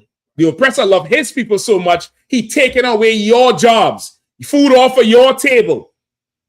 Come up in here, brother, and serve the Lord. Because the scriptures say his end is death. Read that precept again, Matthew. I'm going to come to you. Who had it? You? Who pulled the precept with his end? Arawadia. I think Arawadia pulled it. Read that precept again, Arawadia. Please, I got Philippians 3:19. The one you just read. The one you just read. This is the one, sir. Go ahead. Whose end is destruction. His end is destruction. You want to stay in a sinking ship? You want to stay in a burning house? Man, come over to the bright side, man. Come over here to the dark side with niggas, spicks, and wetbacks, boy. Come over here where it's right and it's good. And all the diversity we need is in the 12 tribes. We don't need nothing else. Come up in here, man. You ain't got to stay with Heggy headset. You ain't got to stay with that old retard. That he's half a soldier, never really seen war. He don't respect men of war, or else he wouldn't do that. Go ahead, Shapat, please. Oh, sir. Defense Secretary Pete Hegseth recently bypassed Rear Admiral Stephen D. Barnett for a prestigious command, selecting a white male officer who was the Navy leadership's third choice. Barnett, a highly experienced Black officer, was passed over after a secret vetting process flagged his past statements supporting diversity in the ranks. This man lose a promotion over something he said. Now, this guy, from what I heard, he ain't no office dude. This nigga done seen some action, done did some shit for the country. Yeah, you fighting for the wrong person, man. You on the wrong team. Come over here where, you know, you have a counsel over some shit you said, you pay a fine and keep moving. Get the point? We ain't gonna cut your legs out from under you over that shit. Get the point? Listen, brother. Just get out of the oppressor's military, man. Just come out of there. Come over here, brother. Come serve Commander General Yahanna under Christ. Come up in here and just be prepared to give at least what you gave the oppressor. Because you gave him the best of your years. Come up in here and raise the next generation and help raise the next generation, man. Lead a whole exodus out of that shit. Brother, this man was the top one, obvious choice. They held some secret meeting and chose the third guy. Now, if he lost it because of what he said, what do you think the third guy got the job for? Who knows? Because of what he said and how he feels about Black and Latino people. That's why he got the job. Get the point? Go ahead, So like if I made it's so heavy, you know what I'm saying? What Christ said, you know, Matthew 18:15. And like you said, you could have just took it to council, either paid the fine. But what I noticed, the white man will hold whatever he knows you did, whatever he knows you said, until it's convenient for him. You see what I'm saying? You trying to buy something that's worth too much, you're gonna employ too many Black people, too high of a rank. you know, this, that, and the third, and he'll pull your dirt up. And it's not dirt. That's not even dirt. That's just what the people that support Hexet will agree that this is a reason to stop him. You get the point? Okay. That's not even dirt. Like, once again, that it ain't like he, you know, try to buy NBC like they say with Cosby, so they bring up all the women he raped. Right. The nigga drugged women out. he drugged women out and had sex with them against their will. Right. This nigga said something about hiring more Black and Latino people. Who knows why? Because they're better at war. That's why they're better at war. Show me one brother that defected in Afghanistan and sold his damn flak jacket and his armor and went. It's always some white boy that growing some red beard who converts to Islam. Always. Brothers be signing up to go back. Brothers be trying to go back to war. You get the point? We are just better suited for it because our father is a man of war. You want to, you know, come up against him because he said, no problem, Admiral, what is it, Barnett? Come up in here and get a Hebrew name, man. Come up in here and get a Hebrew name, and we'll show you how to fight the oppressor with something way more powerful than bombs and bullets and the atomic bomb. We'll show you how, what to say. The Bible says by the foolishness of preaching, he delivered this nation out. The words we speak will make this kingdom fall because it's falling right now. It's falling already. We good to go? Oh shit! Hold on, y'all. I can't get to World Cup out. All right, let me hear them. This one is from Aaliyah Farah says, "How do you know if you are walking in your true light and this truth? I feel like I'm not doing enough." That's a good feeling to have. That's a good feeling. What's her name? Aaliyah Farris. Now, this is again assuming you're the child of an Israelite, the seed of an Israelite. You want to make sure you find that out. Now, once you find that out, whatever city you're in, you want to find the I.S.U.P.K near that city. And you want to tell that camp leader exactly what you just said in this class, that I feel like I'm not doing enough. Trust me, there's food to make for these brothers to go to camp. First off, there's tithes to pay. That's your first and foremost duty. That's tithes to pay, because where you lay your heart, where you lay your treasure, there's your heart also. You feel like you're not doing enough? Ain't no sweat. I got you. We're going to put some of them heels, them red bottoms on eBay or whatever. They got some app called Trade Up now. Trade Up, right? You know what I mean? We're going to trade up some of them things. You're going to bring that cash up in here. You're going to pay your tithes. You're going to come up in here. You're going to get a Hebrew name. You're going to start cooking for the brothers to go to camp. You're going to start, caring after these children up in here. You're going to start caring after the brothers and the sisters.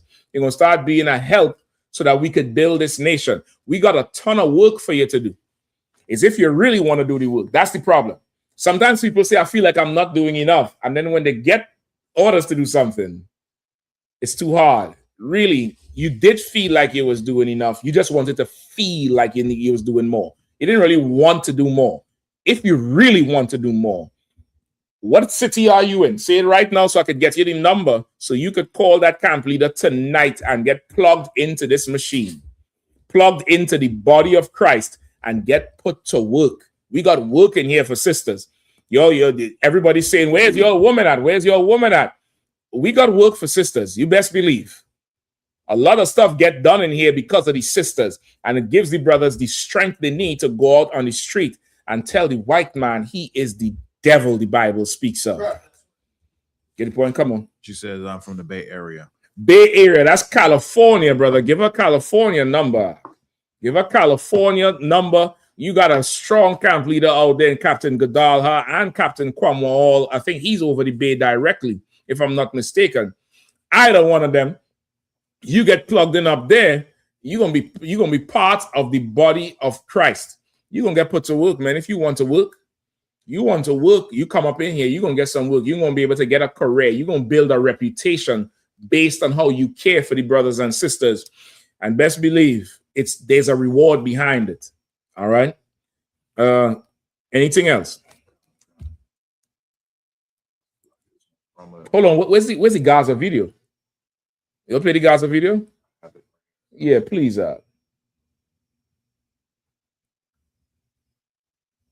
Let me know if you're getting audio with this too, all right? Gaza has a 40-kilometer coastline. Carl, we can hear it, sir.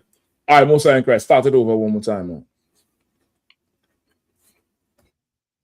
Look, hold on. Look, pull it back right there.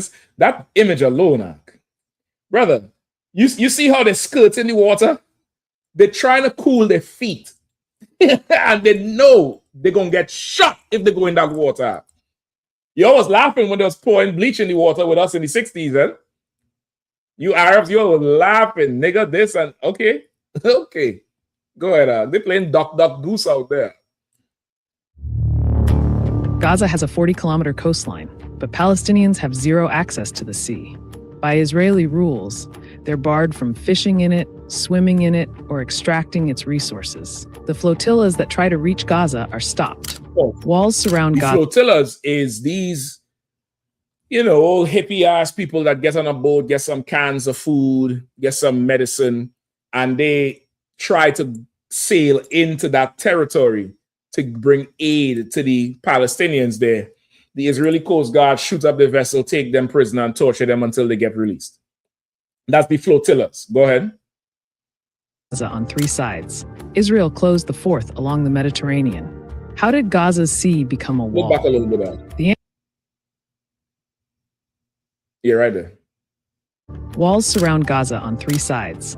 Israel closed the fourth along the Mediterranean. Walls. How did Gaza... Walls surround where they at. And this is them gathering there because they done bomb inland. On three sides. The fourth side is the coastline, and then they cut the coastline off. You understand what's really going on, huh? Oh my goodness. Keep going out, please. Does a sea become a wall? The answer is it was built in stages. Under the Oslo Accords in 1995, Palestinians were promised 20 nautical miles, 37 kilometers of fishing access off their own coast. This was never implemented. In 2002, Israel committed to 22 kilometers, but the UN found that Palestinians in Gaza were consistently denied the right to fish, even up to that limit.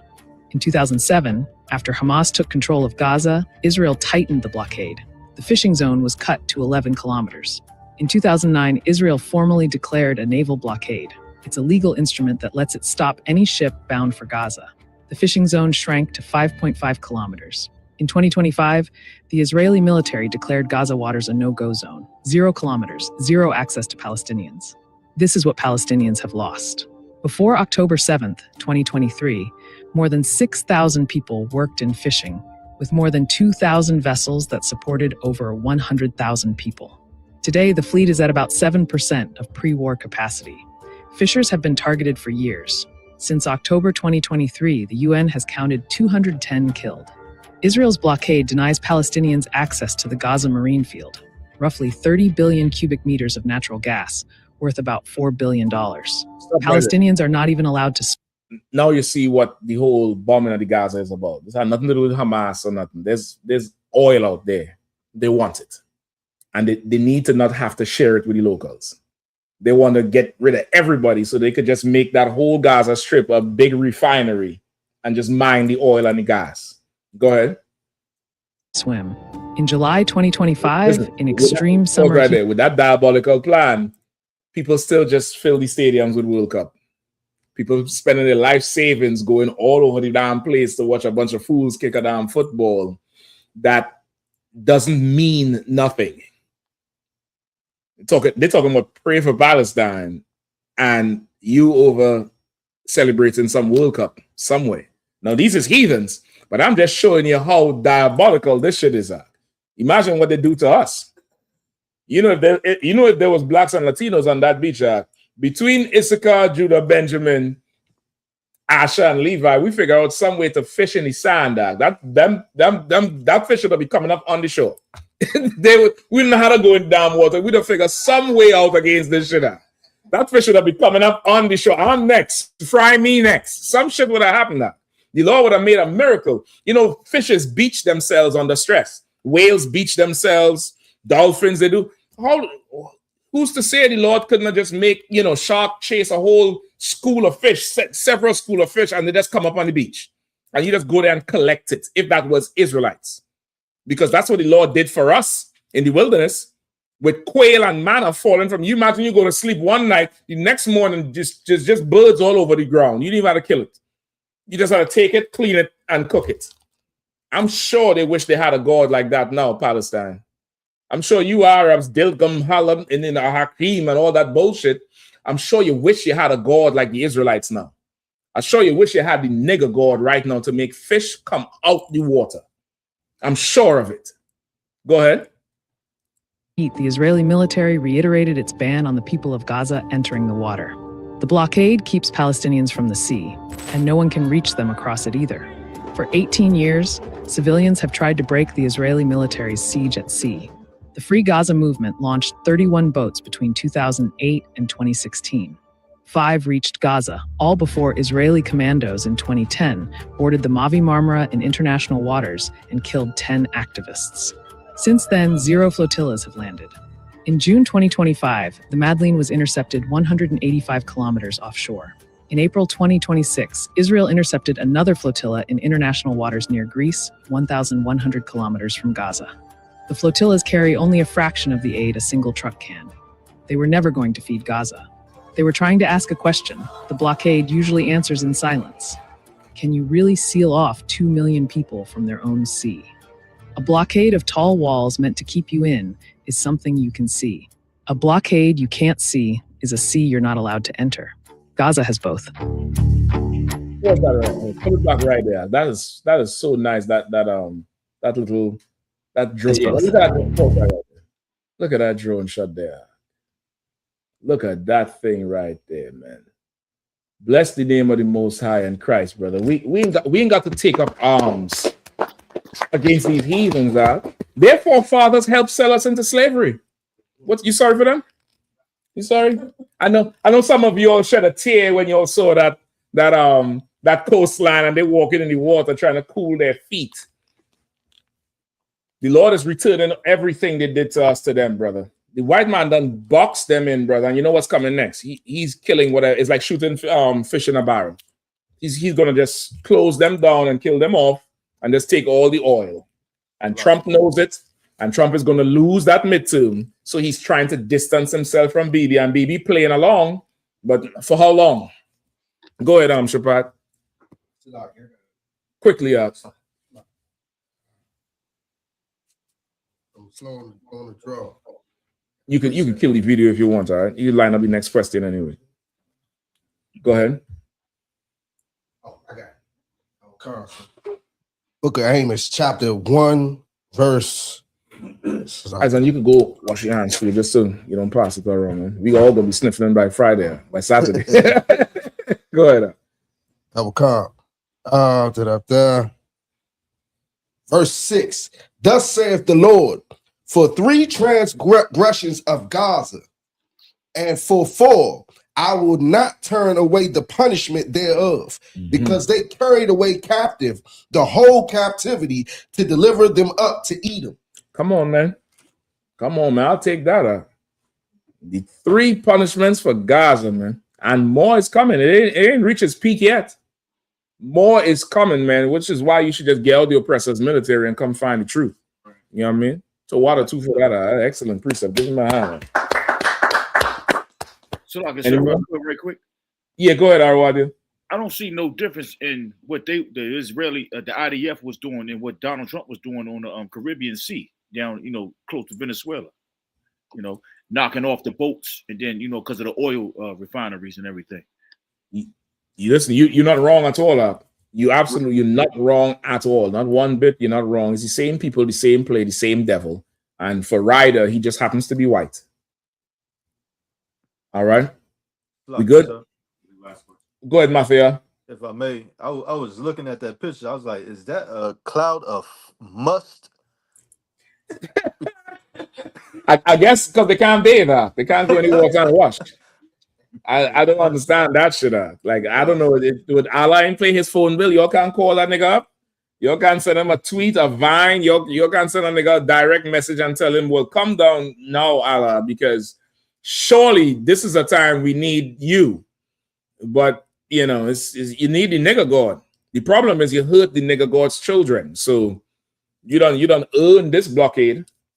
You know what I mean? Go ahead, Doc. Kinds from Trooper Mao side says, Slack, I don't want if I may. Is going to a candlelight vigil lawful? My sister's dad just passed away and she invited me to the function she's having for him. Should I go?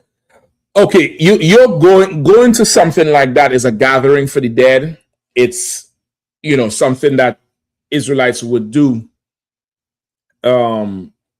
Just like you would gather in somebody's born. It's a gathering for the memory of the dead, for a loved one. He says his sister or his rib? His sister. His sister's who? His sister's father. His sister's father passed. This is a close relative. This is somebody you're going there to show support for. Okay, there's nothing wrong with going to that gathering. The candlelight thing is lighting the it comes from the custom of All Souls or All Saints with putting a light is like metaphorical. It's like putting a light because this person's light is now out. So you lighten these candles for them. It's just metaphorical.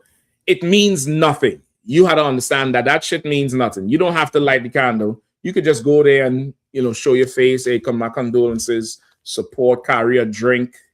You know what I mean? You might have a conversation with somebody about, this brother who died. And, when I met him, he was a cool dude. He was always kind. You might want to offer words of comfort. So it's nothing wrong with you going to something like that. Just understand the candle lighting is, it means nothing. And it's a Catholic custom. What I want to ask him is, okay, are you going to a memorial or this person died recently and this is part of like a wake? That's what you'll call it, right? A wake? Is this part of the wake in leading up to the burial? Or is this person died 5 years ago and this is our anniversary? Right? That would make a difference too. All right. Are we good to go? So now from the Gaza, right? Give me 1 Corinthians 9:24. Somebody else hold 1 Timothy 4:8. Bukwa, give me there's a video about how they forced these stores to close in Mexico. All right, I think I posted it. Hold on, I wonder if it's on the DCP. No, I think this is one I posted. You could check my page and see. All right. Give me that. It should be on our page. It should. I think this is one I posted on mine because this was something Captain Sakawa asked last week. I was explaining to him this whole thing with the World Cup is just about making money. It's about money for the elite, the whites of the earth, and nothing else. It's a big, it's a show, just like the UFC 250. The UFC 250 wasn't actual real life fighting going on in there because everybody know that fool Holkit or whatever his name is, he couldn't beat the guy who he beat, right? Apparently the brother who he beat is supposedly a little bit more dangerous than that. So this whole thing is a show. It's like a world exhibition and it's to make a ton of money. But it's not going to solve your everyday problems that's going on. It's not going to solve, the rising cost of living. It's not going to solve the war, the ending of that war in Iran that would give you, ease at the gas pump or at the grocery stores or anything like that. This is just a distraction, and it's also destruction for your people. It's distraction and destruction. Why is that? Because so many of our people who love this sport will devote their entire lives to it, will devote their lives, will get injured and be out of the damn World Cup and go into depression because they didn't make it and the career never recovered, or the amount of hate they would get. One brother, I know you all remember this thing, the last time the World Cup was in America in 94, Colombia was playing somebody. One player, his name was Escobar. He accidentally scored an own goal that caused Colombia to get kicked out of the World Cup. He went back to his country, brother. I think about 6 months later, he was in a bar Some idiot with a gun recognized him, start arguing with him, killed him because said, it's your fault we are the World Cup. No, you had to feel that for a second. Go ahead. He scored a what? He accidentally scored an own goal, meaning he was a defender. He was trying to clear the ball. The ball went into his own net. And from that loss, Colombia exited the World Cup. And for a people who this is a religion, this is like, oh my gosh, because sports replaces what? War. It replaces war. I'm sure I have enough time to go into it. But brother, these football teams, especially at a club level, I think I mentioned it before, they have stuff called firms or gangs that support the teams. In Italy, part of the mafia supports certain clubs, brother. I mean, you playing against one of them players, you'll have a physical altercation. You get a phone call in a few days. It done happened a few times. You could look up, you could also look up, I forget which World Cup this was, maybe 2002, where they're voting for the next World Cup. These FIFA officials are voting for the next World Cup. One Italian dude did not want to vote for this particular region to get it. The morning of the vote, he was found outside of his hotel room, sprawled out on the floor. They said he committed suicide. His wife said, this nigga will never commit suicide. Y'all killed him. They buried the story. They elected somebody in his place, and this nigga voted for what they wanted. You're familiar with Pele, right? You're familiar with Pele from Brazil. There was a time in Pele's career, he was what they would call persona non grata, which means you are not welcome here. Everybody in the world would say he's the king of football because of what he did. He was 17 years old, he was black, and he was punishing them European teams. And the referee would blow against him, they would kick him, they do all kind of things to him, and they still won the World Cup. Like, he didn't just represent any field. It was sort of like what Muhammad Ali did with boxing, where he wasn't just a boxer. Like, what he did, it changed how things were for black people in the sport. Pele later on, after he retired, came out and said FIFA is a mafia. They banned him from service for a year. Diego Maradona, you heard of him, from Argentina. He said the same thing. He went to a World Cup. They randomly tested him after the World Cup in America again in 1994 and found cocaine in his system, just randomly. He also said FIFA is a mafia, meaning they're all concerned with money. They don't care about nobody else. They're not really helping. A few years ago, some Africans came out and say countries like France and England are engaging in slavery because they're taking young Africans who's 12 and 13 because the family's so poor, they're paying the family like $100K for the kid and putting him in a coaching school since he's 10 and just bringing him up to 20, and then his family not really benefiting. His community is not benefiting. They said it's slavery. They dealt with that person too. They kind of banned them off because this thing is a machine that is really meant to keep you having strong emotions for the battle that's going on. Because if this battle wouldn't go on, you would find something else to fight for, to rage for. You get the point? You telling me gas prices is high. Yesterday was the anniversary of Brexit. You all know what Brexit is? Break it down for me, Bukrash. Brexit is when the United Kingdom broke away from the European Union. Because it was too many brown people in there. Because they were so racist. They said all the immigrants taking their jobs and they can't do nothing but the immigrants because they're part of the European Union. So in order to kick the immigrants out, they broke away from the European Union. This was a 2016 or 17, 2016. They broke away from the European Union. COVID hit them. Ukraine war, and now Iran, and now they're crying. They want back in the European Union because we made a mistake. They changed 7 leaders, what the equivalent of the president, in 10 years. In 10 years, they've had 7 leaders. Yesterday or Monday, their leader, Keir Starmer, he took his wife in front of their parliament, in front of their Westminster, number 10 Downing Street, and cried and said, I'm done, I'm leaving. Just leaving. He just retired. Yeah, he said y'all could have this pile of shit over here because this thing is not making no sense. The world is crumbling. You doing the wave. You doing the Mexican wave because somebody put a ball in a net. It's a distraction towards your destruction. That's what this is. Go ahead, Shepard, please. Question. Please don't laugh. I think I never knew this. What's the difference between England, Great Britain, United Kingdom? It's not a funny question. I'm not gonna laugh because again, America is such a fishbowl and they provide everything here. Most people are not concerned with anything outside, which is why the sport that the world has played for the last 200 years is like a new wave in America now because people seeing the money. These players making £500,000 a week. Fuck you bouncing the basketball for? You get my point? So it's not a bad question. The United Kingdom is made up of 4 countries: Scotland, Britain, Wales, and Northern Ireland. Right? Ireland split into 2 because Southern Ireland did not want to report to London. They said, "Fuck you. We don't have no king.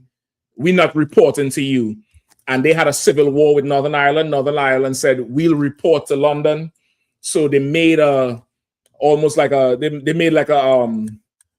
pact, agreement together to be ruled by London. Go ahead. Go ahead. I thought you were talking about the group. I thought you were talking about the group. My bad. The what? No, I thought you were talking about the group in Ireland. My bad.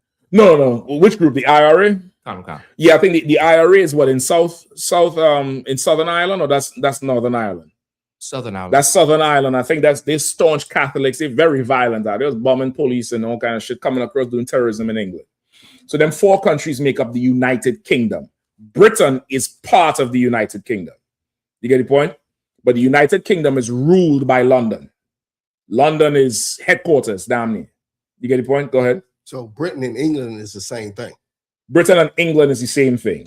United Kingdom is Britain and England is interchangeable, like USA and America is interchangeable. It's the same thing, but United Kingdom is 4 countries, right? And they all came together and decided to leave the EU, which was the biggest mistake of their life. And now they're begging for it. And you see what's going on in Palestine. You see what's going on with Iran. You see what happened with Venezuela. The Caribbean is in a whole turmoil right now. Captain Sowap down there with Trinidad is on. Shah, you on? They'll tell you, brother. They just locked this brother up for speaking against the Hindus and the East Indians, and they took 3 weeks to lay a charge. They charged him this morning. He was just detained for 3 weeks. Right or wrong, Shah? So I guess I hear me. I hear you fine. Can. Come on, bring it out. What's going on down there with the East Indians and the protests and all this thing? Well, a lot of things. It had the East Indian Samaru, right? He say I wish them police. I wish somebody could kill them police and thing, and they put him in a detention center.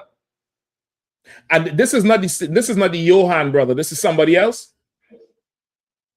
No, that the same thing. Arriving from the summer. All right. So from the shooting. Yeah, the shooting. That he father will get locked up. That the East Indian. He say he want them police and them dead, like unalive them. But they killed his son. They executed his son. His son was a criminal. His son was nobody upstanding, but he's an East Indian. And of course, black people came out on behalf of the East Indian because the East Indian had a sister who was his rib, and the sister got shot up. She in a wheelchair and all that type of shit. They executed this cat. So people that are now out there speaking against the government, because in addition to that, Trinidad was an oil and gas rich country. None of that wealth is coming to the people. It's being sold. Done broke away from the alliance with Venezuela. America is ruling the damn country, and it's in turmoil. But yet still, we forget our pain because of World Cup. We forget our pain because now you could feel some sort of self-esteem because your team or your country won, or people who you support, because some people country ain't in the World Cup. You get the point? Now, instead of realizing we need to separate from heathens, because Trinidad or Jamaica or El Salvador is not in the World Cup, Trinidad and Jamaica might support the Ghanaians or the Africans because physically the brothers and sisters from El Salvador or some other Chile might support Spain instead of their fellow brothers. Not that it all matters, because at the end of this thing, the white man is going to be, ridiculously richer, and we are still going to be poor and suffering. Give me that I.S.U.P.K right video out.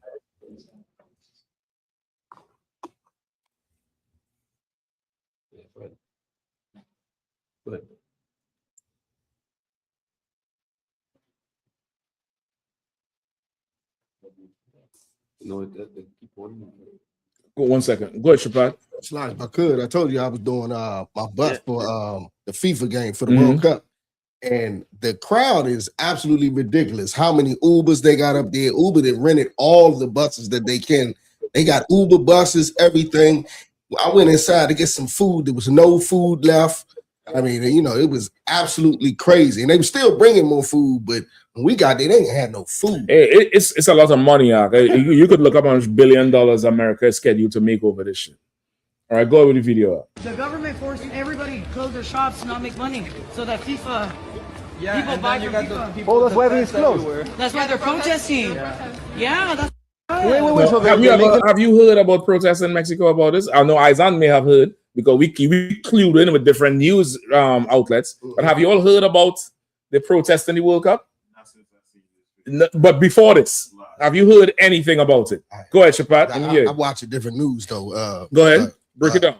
Well, I was seeing how they were talking about how they couldn't watch it like they wanted to, and it was like a one big giant place where everybody came to watch it. But other than that, they was having an issue with it. Well, there's always people who can't go because of the price. But this year, the ticket prices were significantly higher.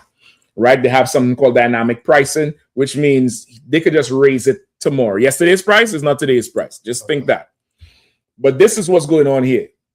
This woman is saying they're closing the stores around the stadium that would sell drinks and beers. Remember, this is an event. So you looking now, it's a windfall. It's like, oh, they're hosting. Let me order extra inventory. I might could put an extra $1 on a beer. And they come there and they get their beer. They said they let them close everything. They're not allowed to sell locally. You have to buy everything in the stadium, which means FIFA have a contractor with, coming in with the goods and you buying there. And anybody know anything about buying something at a store, the movie theater? I mean, forget about it. You go in there with a backpack. Anybody go to watch a movie in a backpack? Yeah, me too. Me too. Don't worry what's in here. Don't worry at all what's in here. Go ahead, Bukwash, quickly.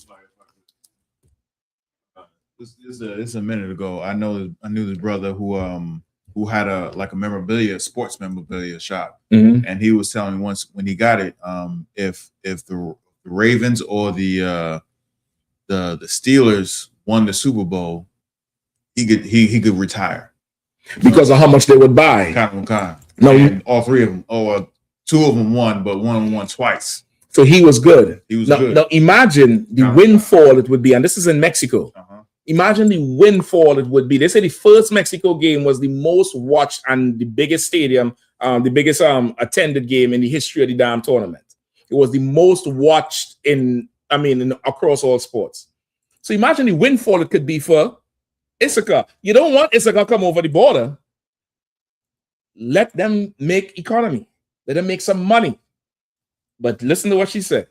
All the businesses. Yes, so that FIFA makes money. So no one buys from them. Yes. Wow. Yes. So that's why they protested.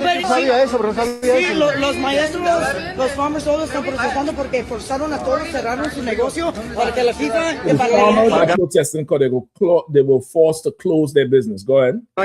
Sí, ¿tú crees? Eso es abuso, bro. No, Eso es abuso. Protestando. Now makes sense, guys, why they're fucking protesting. Before I was thinking, why no one is selling beers here? Why there's no every stand like street sellers? That's against the free market. Mexico without cars and without people. Like, pause right there. Go back to the street, the empty street. Now, anybody who's been around any type of sports, that street is supposed to be full with umbrellas And whether it's ices, tacos, t-shirts, people selling because it's economy. America say, fuck y'all. I'm gonna take it all. This is a cruel place. This is more cruel. They make this video, they go into the game. They're not at the protest, huh? You get the point? They ain't protesting the shit. It's like, oh man, it makes sense. We can't get no beers, no alcohol. Anyway, they're going to the game, man. They're just giving you some news, but they don't give a damn, brother. And neither should you about anything, because if you didn't have World Cup, you probably would be fighting somebody else. You probably would, the reflecting pool would be the least of somebody's worries are. They elected a mayor in DC, brother. That would be the least of your worries. You get the point? Because you would turn all that anger and frustration on somebody else. Give me 1 Corinthians 9 and 24. Isaiah, you had the bread and circus? Give me bread and circus real quick too. Whoever had the precept, read it quick. We write on any time, all right?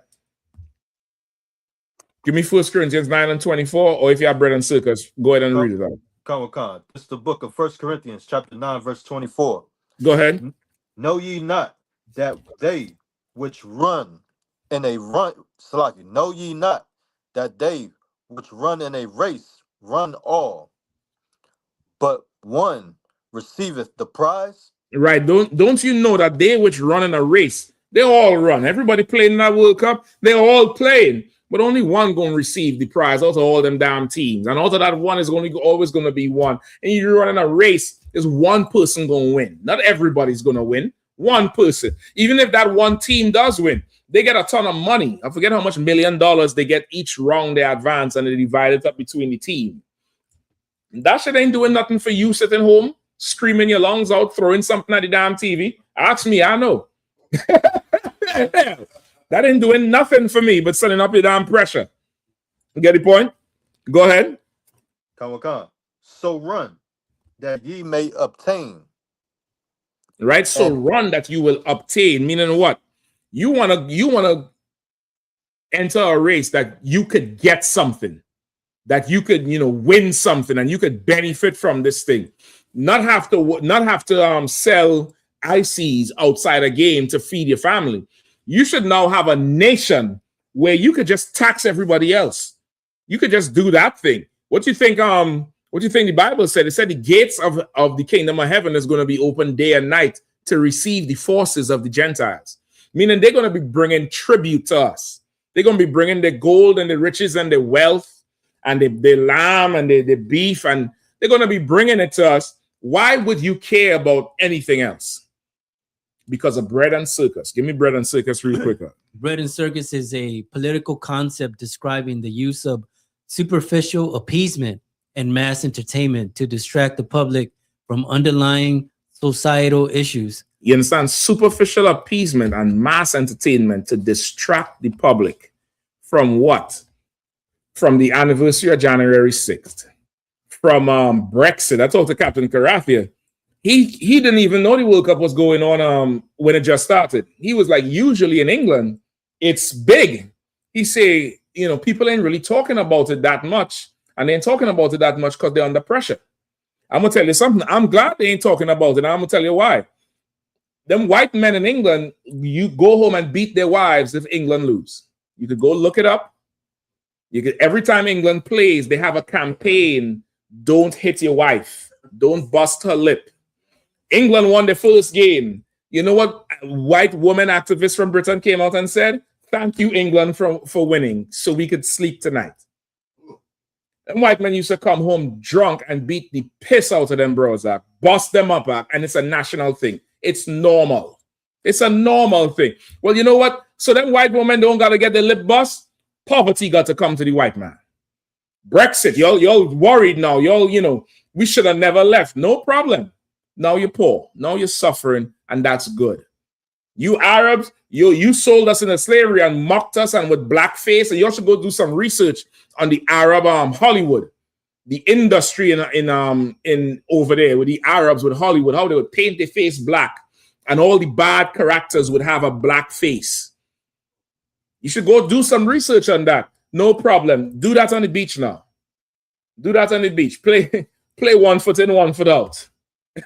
Play 1 foot in, 1 foot out, and see if you ain't get an AK blowing off your ankle because of what you did to us. What's happening in the earth, brother? The Lord is squeezing this thing together because he's about to visit this place. He's about to visit this place, and this place is going to erupt into turmoil. And America is on the verge of it too, which is why Trump is lying about the Iran deal. 1 minute he says good, gas drop. Iran come out and say, we don't know nothing about no deal, gas go back up. He say it's good again. Iran say, yeah, we getting 24 billion. They're like, what the fuck is he talking about? This place is getting ready to erupt. The World Cup here is to make sure people don't lose their damn mind for the next 6 weeks or how much ever long it is. Any more on it, Brother and Circus? Political corruption or a decline in civic duty. It suggests that pacifying a population prevents unrest. Say that last part again. It suggests that pacifying a population prevents unrest. It suggests that pacifying a population prevents unrest. Think about South America with what Trump was doing last year. You think anybody is remembering them votes right now? You think anybody thinking about Maduro or Chavez with World Cup on the screen? No. Which lets you know what you think they're doing as people glued to the screen. You got 4 or 5 games a day, 90 minutes. What do you think they're doing on the back end? It's a distraction for your destruction. Let me get this last one. 1 Timothy 4 and 8. Then we're done. It'll be 1 Timothy 4 and 8. The book of Timothy, the book of 1 Timothy chapter 4, verse 8. Mm-hmm. For bodily exercise profiteth little, but godliness is profitable unto all things, having promise of the life that now is and of that which is to come. Right. So now I'm using this in the I'm not using this in the terms of working out. Of course, this is a precept for that. If you think working out means you're going to be, you're going to be victorious, the Lord had to be with you. You get the point? But I'm using it in terms of that display, that event for their gods and that distraction. That thing profited little. It's not going to change our economies. They already closed the streets in Mexico. I would ask you, brothers and sisters who living in a city where they have games playing, Philadelphia, Atlanta, Miami. If you're up there in Canada, you're on the West Coast. Tell me what's going on. Are those local businesses benefiting? Or are they not? I already told you, I'll go look for the homeless people and see if you could find them. I guarantee you can't. You saw that street in Mexico. It's clean. It's gone because they want to make the tourists comfortable. But this thing is not going to help you in any damn way but make you feel good for a time. The brother up there in Philly, Mathamiad, went to one of the Brazil games last weekend and interviewed this Asherite sister. And he asked, he said, well, Brazil won. She's like, yeah. Say, well, let me ask you this. How does that help poverty in Brazil? She stopped. She said, well, it just helps our moral, but it doesn't help the poverty. You could see the light went off in her head. And I was like, brother, that's a genius thing to do. If you brothers and sisters, you could get out there and just interview these people as they come out feeling like they want a war. Because these games are to replace war. Without it, you would be looking for your like kind, forming your nation, and waiting on your king to return so you can go to war. But with everything on the screen now, you go from NBA to NFL to the World Cup, brother. I mean, it's going to be distraction after distraction. And we're going to be all the more destroyed. The white man is the devil the Bible speaks of. With that, pass the class over to priest and officer Shapat.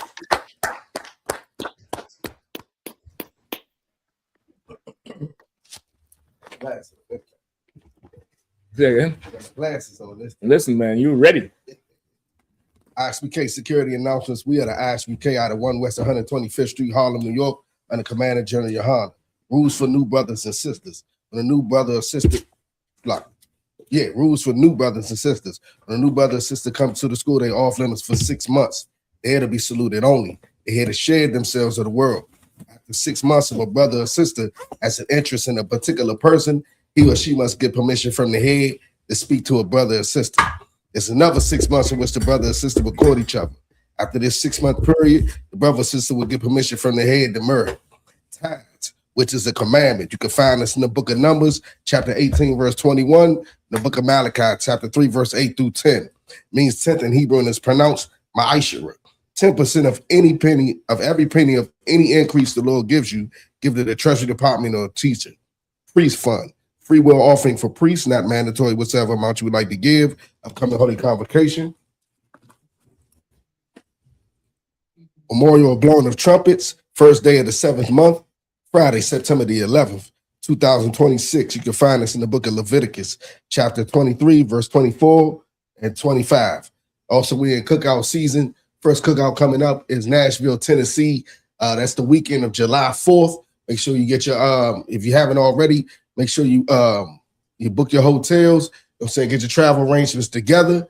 Also, we got the next one after that is the Midwest Foul Weekend in Chicago, Illinois.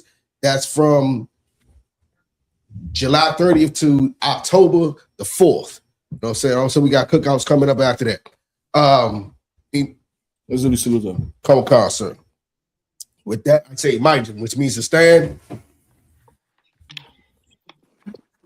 We'll give a courtesy salute to the teacher. Men of Israel, Command Shabbat. Barak. How about me? I'm Shabbat. So, which means to turn. Sister May stand. We'll give a courtesy salute to the sister Men of Israel. Mount Shabbat. Yahanna,